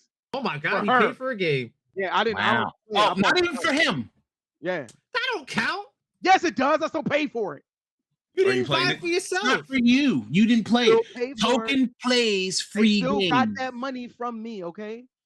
Token- That does not count at all. You know what? Token had no tokens. That's crazy. Oh my god. I guess the last games that I really bought in the last 3 years were He all said Shinigami literally Tensei, bro. Twitch games. That you I played. mean, not Twitch. Nintendo Switch games, like all the Pokemon games that I bought on Switch. I did too, Loon. That's what I'm saying. What did you just say? What the I'm Pokemon sorry, games that I what? bought on Switch? Okay. I'm sorry, y'all did what? On what? On Huh? what? Hmm? What? What happened? You did There what was- on Brave alright. Exodus? Oh, right. I bought Final Fantasy. I forgot on PlayStation. So what I happened remember Remake. was, I bought Remake. Oh, okay. yeah. Yeah. What had happened I forgot was, I did that. But you didn't buy Rebirth. That was though. pretty good. all right. was Loon pretty asked good, me to actually. explain. All right. So I gotta put my glasses to this. I'm sorry. some years ago, Final Fantasy had a mobile game. It was a gotcha game called Brave Exvius. I was new to my gotcha journey. We, as a collective group, all my homies on PlayStation, you know, I'm not naming no names, but all my homies on PlayStation, we had a group. We not only played PlayStation games, but we played Brave Exvius together. Unfortunately, we got somebody hooked on the game who went way too far. Way too far. When I say he went way too far, like he started a second job just so he could spend money in the game. I'm noticing, Anyway. I'm noticing a trend with you, but continue. Anyway. I'm telling you, bro. Like, But for me, all was cool. All was cool. We He the plug. playing, you know, we playing pretty much for free. Mhm. Then they decided to do a Kingdom Hearts crossover.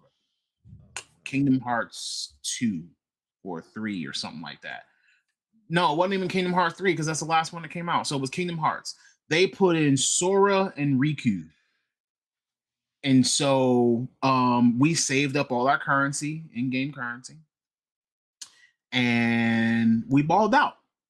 And then when we ran out of that currency, because we either didn't get the character or we didn't get enough copies of the character. That's when you got to go to the wallet, bro. We had a month or so in order to try to get that. Yep. It was all in after Sora came with the double keyblades.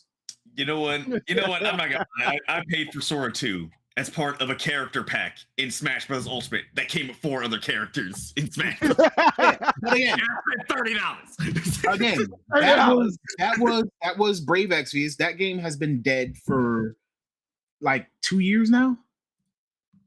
I don't know. I played it a little bit when it first came out, but like, it didn't grab me. Here's when.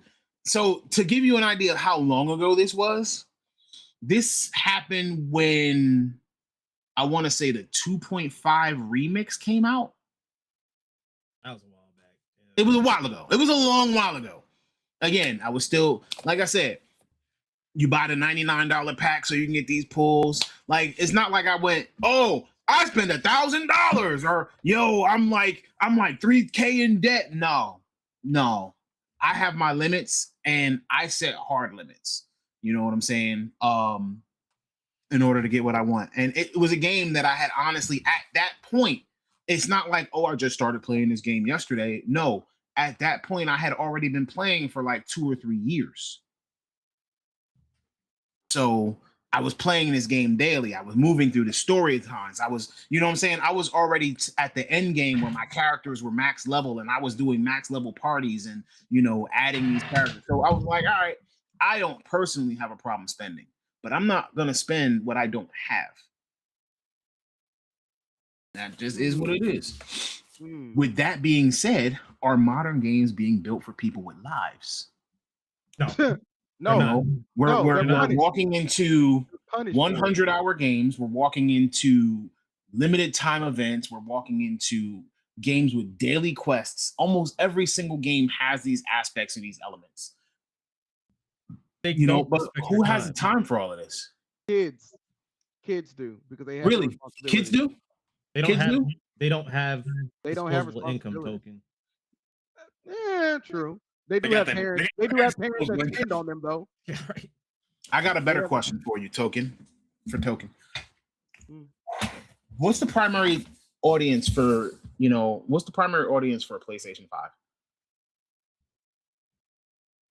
What is the primary age group of PlayStation 5 owners? I'd say probably in between the ages of what, 12 to 25. No. Older? I personally, yes. Yeah. Older than 25. I would say 28 to 40, Yep. if not older than that. Damn. Think about it. A PS5 before April 2nd costed you $500. Mm-hmm. So with a PS5 costing you $500, are you buying that for your 7-year-old? Are you buying that for your 12-year-old? I mean, you gotta think about it though. How many kids Are have you? you seen on a daily basis who have PS5s? All right, now let me pose you another question. You ready? Okay. More kids are on What Xbox. what games are 7-year-olds and 12-year-olds playing? I mean, my nephew has a PS5. What games are 7-year-olds and 12-year-olds playing? Probably games that they don't need to be playing, really. There's two fast answers. Roblox and Immediate- Fortnite. Fortnite and Roblox. Exactly. Okay. Do you need a PS5 to play either of those? Fuck 'em. I ain't gonna lie. I don't even know. You need a phone, No. All you need is a phone. Phone, tablet, whatever. phone, tablet, PC. Yeah. You don't need Not that. not even a good PC either. And most of these kids are iPad kids, so they're not even playing Fortnite anymore because remember, Fortnite and Epic had a whole big lawsuit with Apple. That's how Roblox got big. Kids don't want Androids. So as much as people our age buy Android phones and love Android phones, these kids do not want. If you got your child an Android phone when she was 5 years old, I bet you she would look like her world crumble. You cannot go to school with an Android phone and expect not to get bullied. I swear that brand war is unnecessary. Brand loyalty is a thing, bro. Like I know, but it's unnecessary. Like have it you not does seen Xbox does dudes nothing. and PlayStation dudes and Nintendo dudes? Yeah. But I meant like between Apple and Android, like it serves absolutely no purpose. I mean, Apple's the more Apple was created egregious. for people who are not tech Android is just a savvy and for platform. work You can have savvy. various different phones that use Android software. But Yeah. like But that Apple- is wherein lies your your discrepancies, because Android is a platform and there's so much different hardware over this scope. So Yeah. literally going Apple versus Android is saying console versus PC. Mm, No, okay. that's Okay. that's I see That's actually that one. accurate. Yeah. that's a pretty that's good accurate. yeah, that's a pretty good Yeah. comparison. That That's is. all. Is it necessary? Probably not. As long as everybody has access to whatever it is that they have access to, or has the features that they need in their phones, or whatever it is that they do. Yeah, like you can't like, Unnecessary. That's why I tell people specifically, I do not subscribe to brand loyalty. Whatever brand I have, no, deep down in my heart, I will drop it in a heartbeat for something better.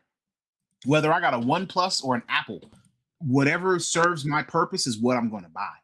I ain't gonna lie. PlayStation or Xbox or Nintendo. I will buy whatever I need or whatever serves more of my purpose or whatever leads me to the goal that I want. I don't care about your brand. I'm not loyal to you because you're not paying me.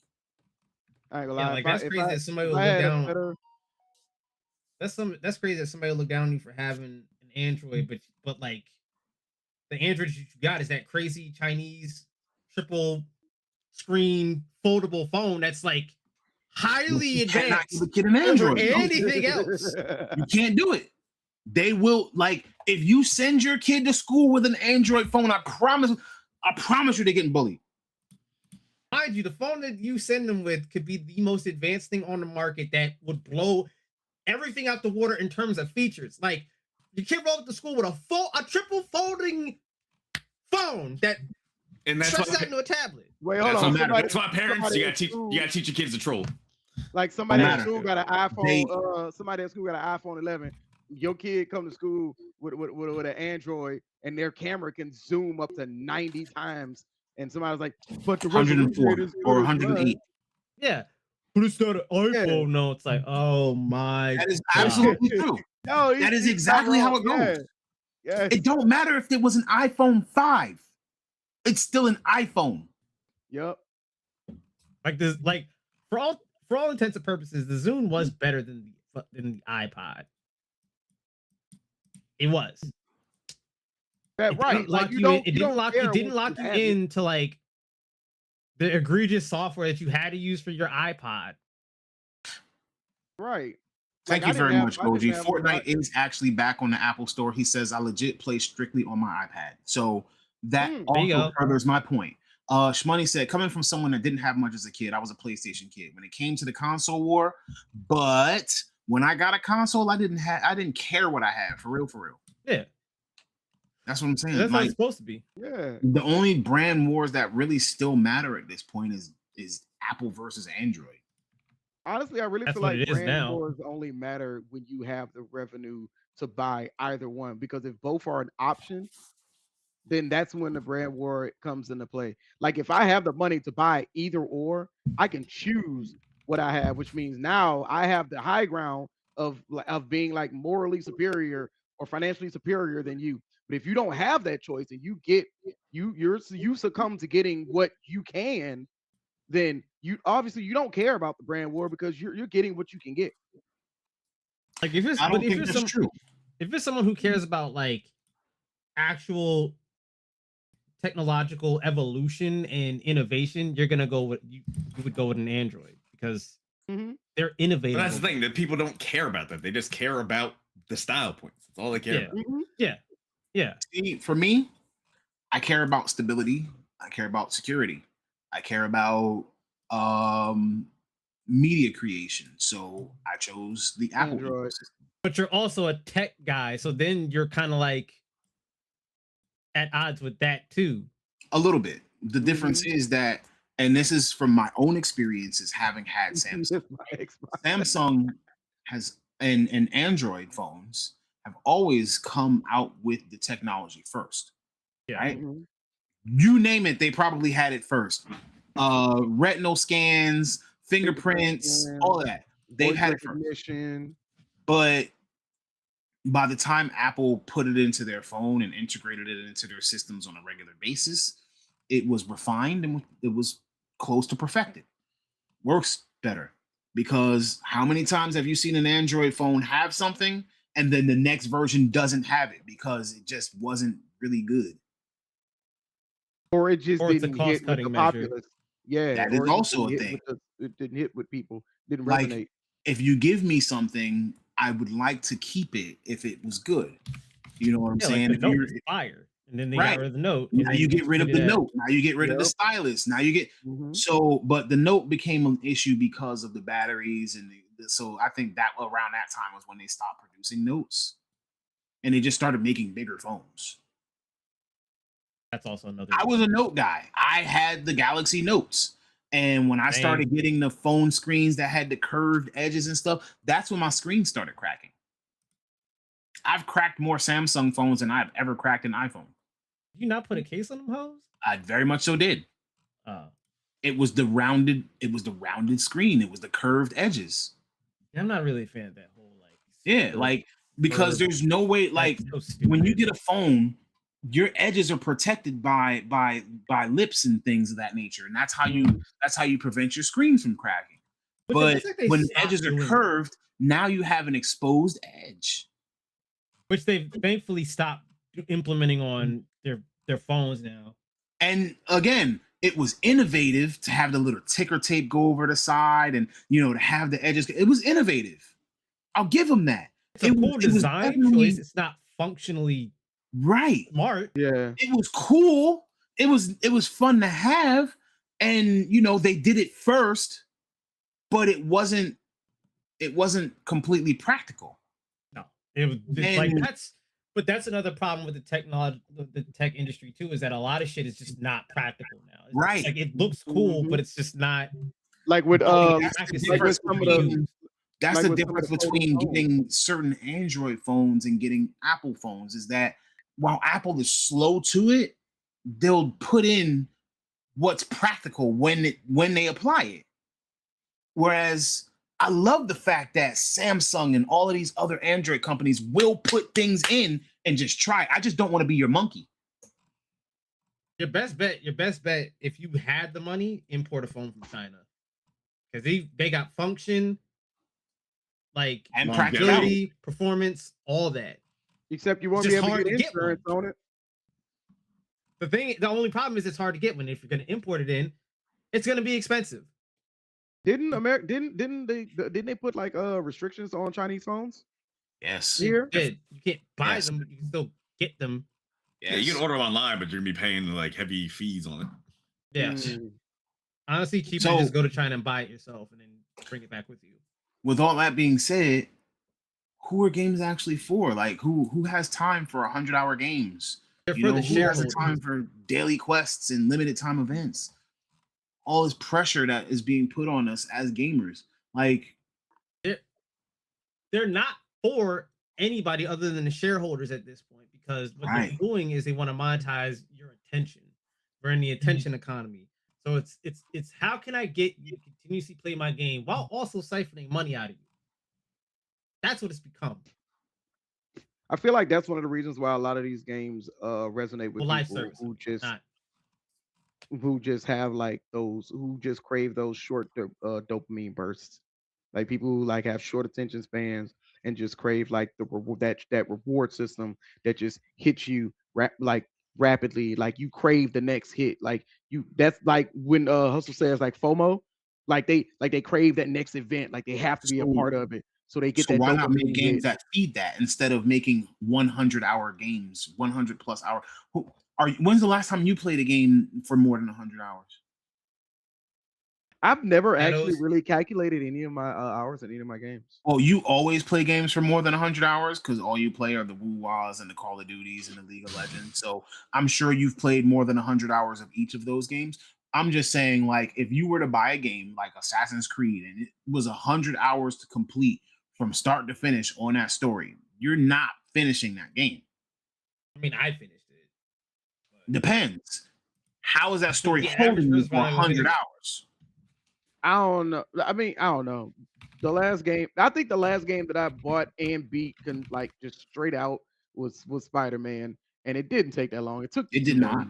It was a 40-hour game. It just took me 2 days. Like 40 at most. It's like 25, 30. Doing all the side. It's like 40 25 at most if you're trying to 100% it. Oh yeah, if you're trying to 100%, yeah. But like it. I mean, I'm one quest shy of 100%ing and getting a platinum on Spider-Man 2. So, and I've never gotten a platinum in my life. 2 days, 48 hours. Yeah. So, would you be considered a hardcore gamer if you're deep diving into this? Like, what is a hardcore gamer now? I used to be able to answer that question so easily back in the day. Yeah, I don't know what constitutes that anymore, because I think some people might consider me a hardcore gamer, but I don't call myself a hardcore gamer anymore. What's funny is anybody watching this show would look at us and say we're hardcore gamers because we know gaming terminology, we know stuff about gaming, and mind you, I'm not the most knowledgeable. I'm wrong a lot of the time. Sometimes I say wrong stuff on purpose, but anybody who would watch us, like the general consensus is you either don't know about games or you're a hardcore gamer.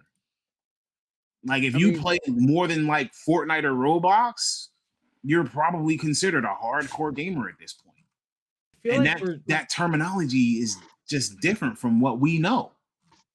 I don't know what the word would be. Because I feel like Game enthusiast. you know what? Yeah, I prefer that. Game enthusiast. Yeah, I prefer. It's somewhere in the middle of it, right? We play more than casually, but we don't devote ourselves specifically to like a specific game for any long general extended periods of aspect. time. Yeah, Like the people who you see, like someone who's a like an Arc Raider streamer, and that's all they play, and they just play that for hours upon hours daily. That I feel like that's way more hardcore than I am at this point in my life, right?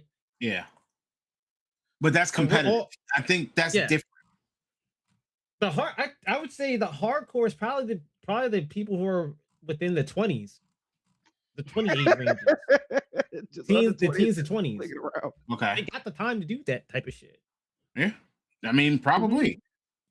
And that's what we're saying. Like a regular working man doesn't have, like, I don't have enough hours in the day between, you know, the things that I want to do and taking care of home and work, and, you know, then I try to get on and play a game. I can only give it an hour or two. And which is why I'm more accustomed to, or I'm easier to get on a mobile game or a gacha game, because like a gacha game, I can push a little story, I can do a little of this, I can do a little that, I can give it a little bit. I don't have to keep eyes on PC or eyes on console or keep watching my TV. I can look at my phone for a few minutes, and it's designed for me to be able to put it down anytime that I need to put it down. I'm not locked into a match for 30 minutes or even for 15 minutes. Sometimes you just don't have those minutes all available at once. Well, not even just that. It's just that, like, also points in and that we are in our lives and stuff like that. You know, people have kids now.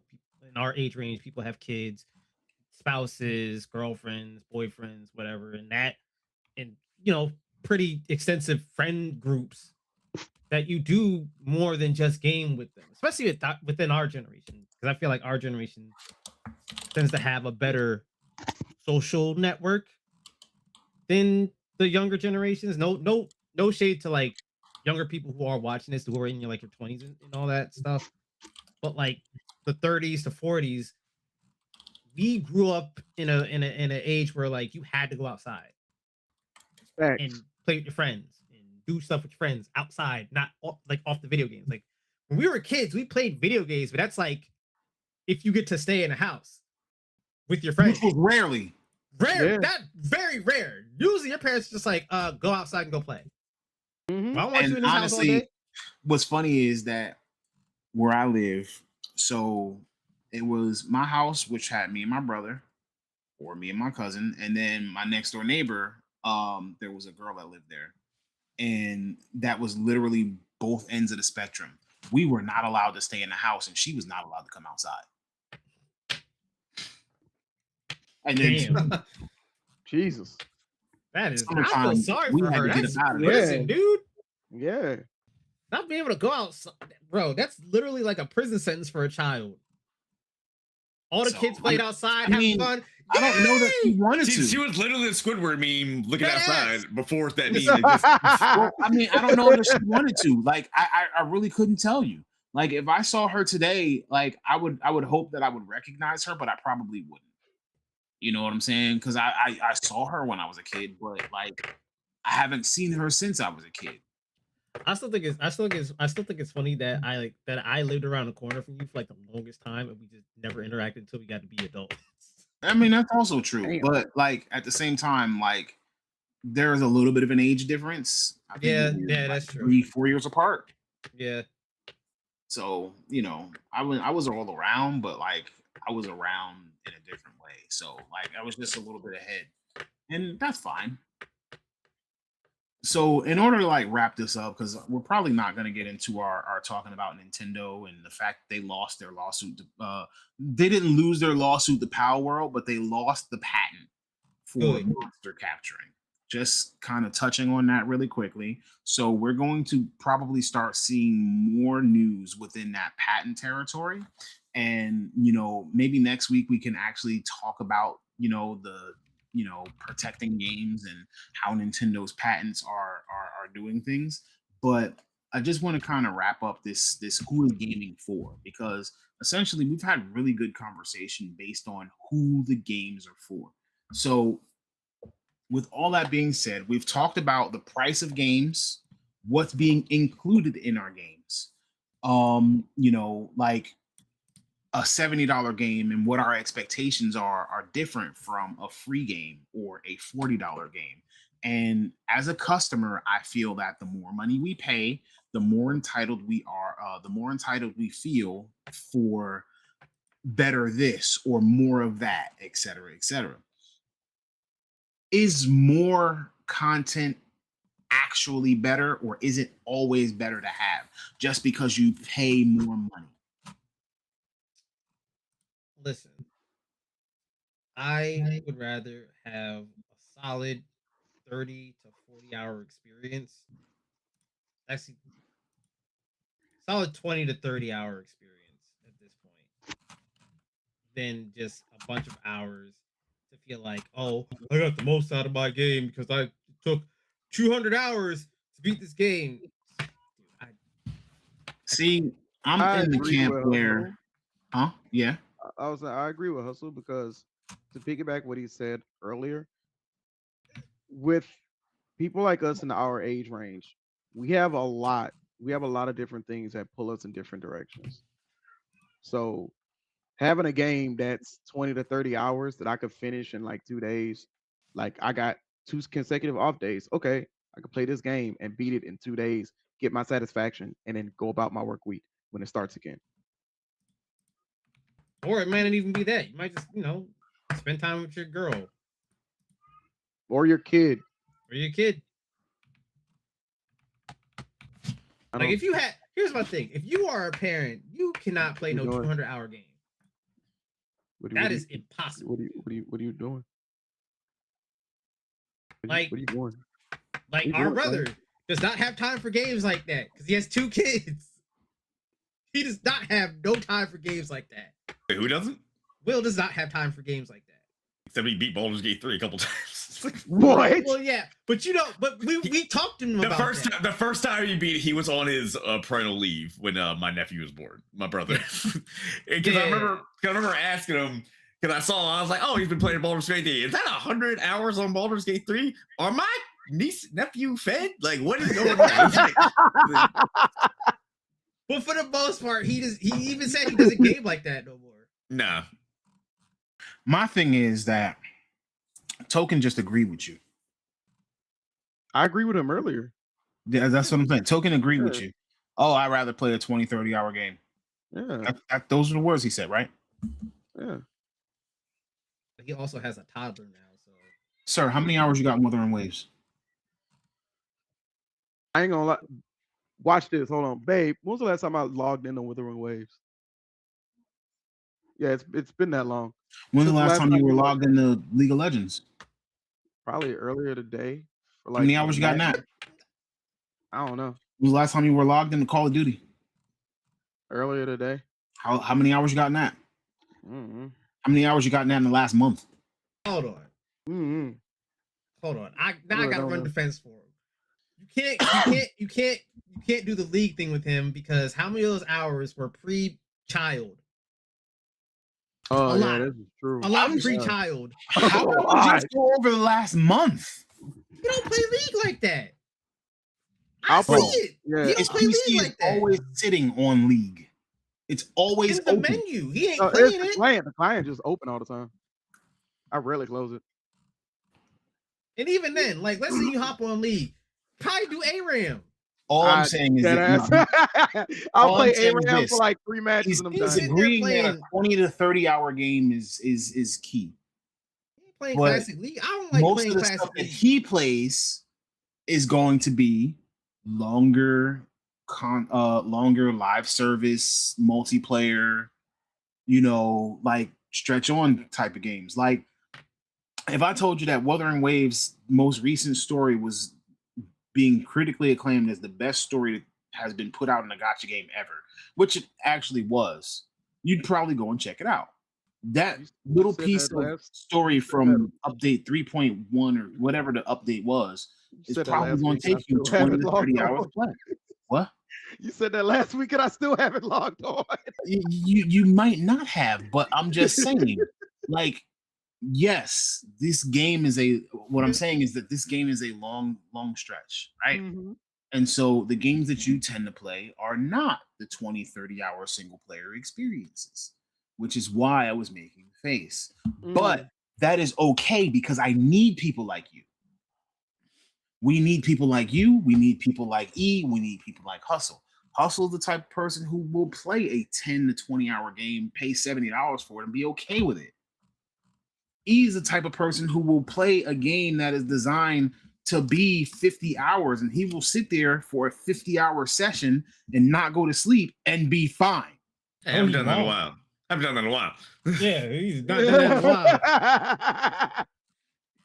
I'm the type of person who will buy a 100-hour game and I will play that 100-hour game for a week and not get 100 hours into it and just stop playing it because I got sidetracked on side quests for too long. And so I got distracted, lost my place in the story, and just stopped caring. Yeah, I did that. I did that recently for this guy at 5. Bro, that outfit is loud as. Why do you keep backing up? Stay close. Why do I keep having to see that whole outfit? I'm sorry. I don't need to see your shirt and pants. I already see your background. I don't know what's going on. I apologize. No, I don't apologize. I'm not apologizing to you. I don't apologize. I'm not sorry. I'm sorry that I had to see this all day. God, what is all day? It's been like you couldn't just put a plain white shirt on or something. Yeah, or no, some flat pants. No, you about had to go full spotted leopard outfit, looking like a little snow leopard with dreads. Like I don't understand what you got going on here, dog. They're flowers. He had to rip his girl. Yeah, you triggered the hell out of me. Goddamn. He's like, that fucking outfit.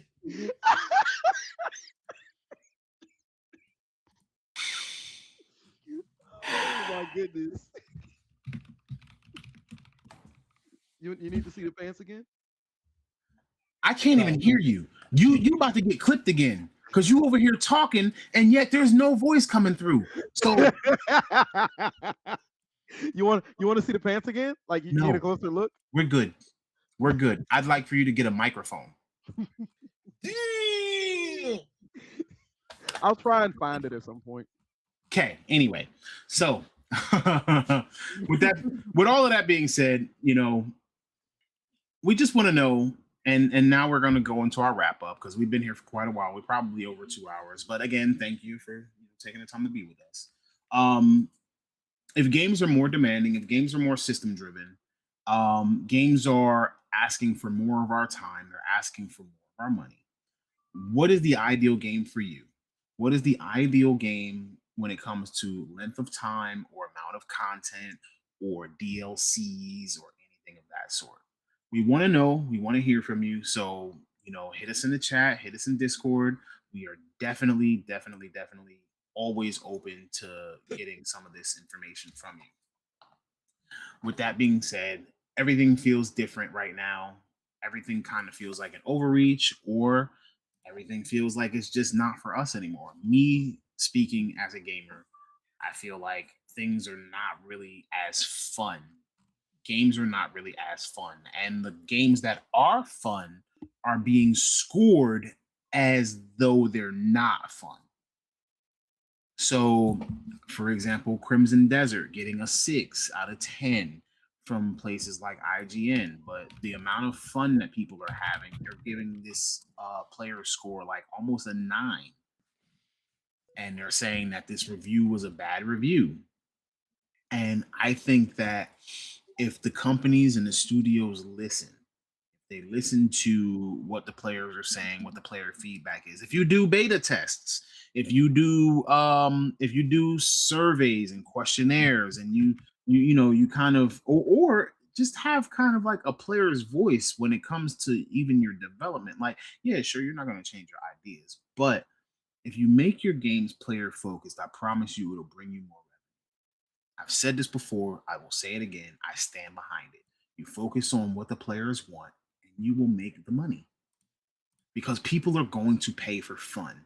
But what you're trying to do is you're trying to milk a rock. And what you're trying to do is you're trying to milk a rock with another rock.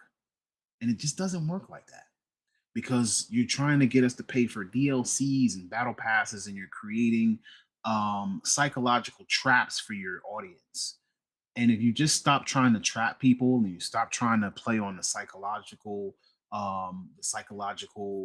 weaknesses of people, sure, it'll get you some money temporarily. But when they find that they don't enjoy that game, they're not going to continue to invest into your company or into your products. That's my take on it. But if you have a different take, let us know. Anyway, with that being said, I'm going to leave y'all with all of that information, and we're just going to go out with our normal line. If there's ever anything that you want to achieve, all you have to do is press the start button. For now, we out. Peace. Later, y'all.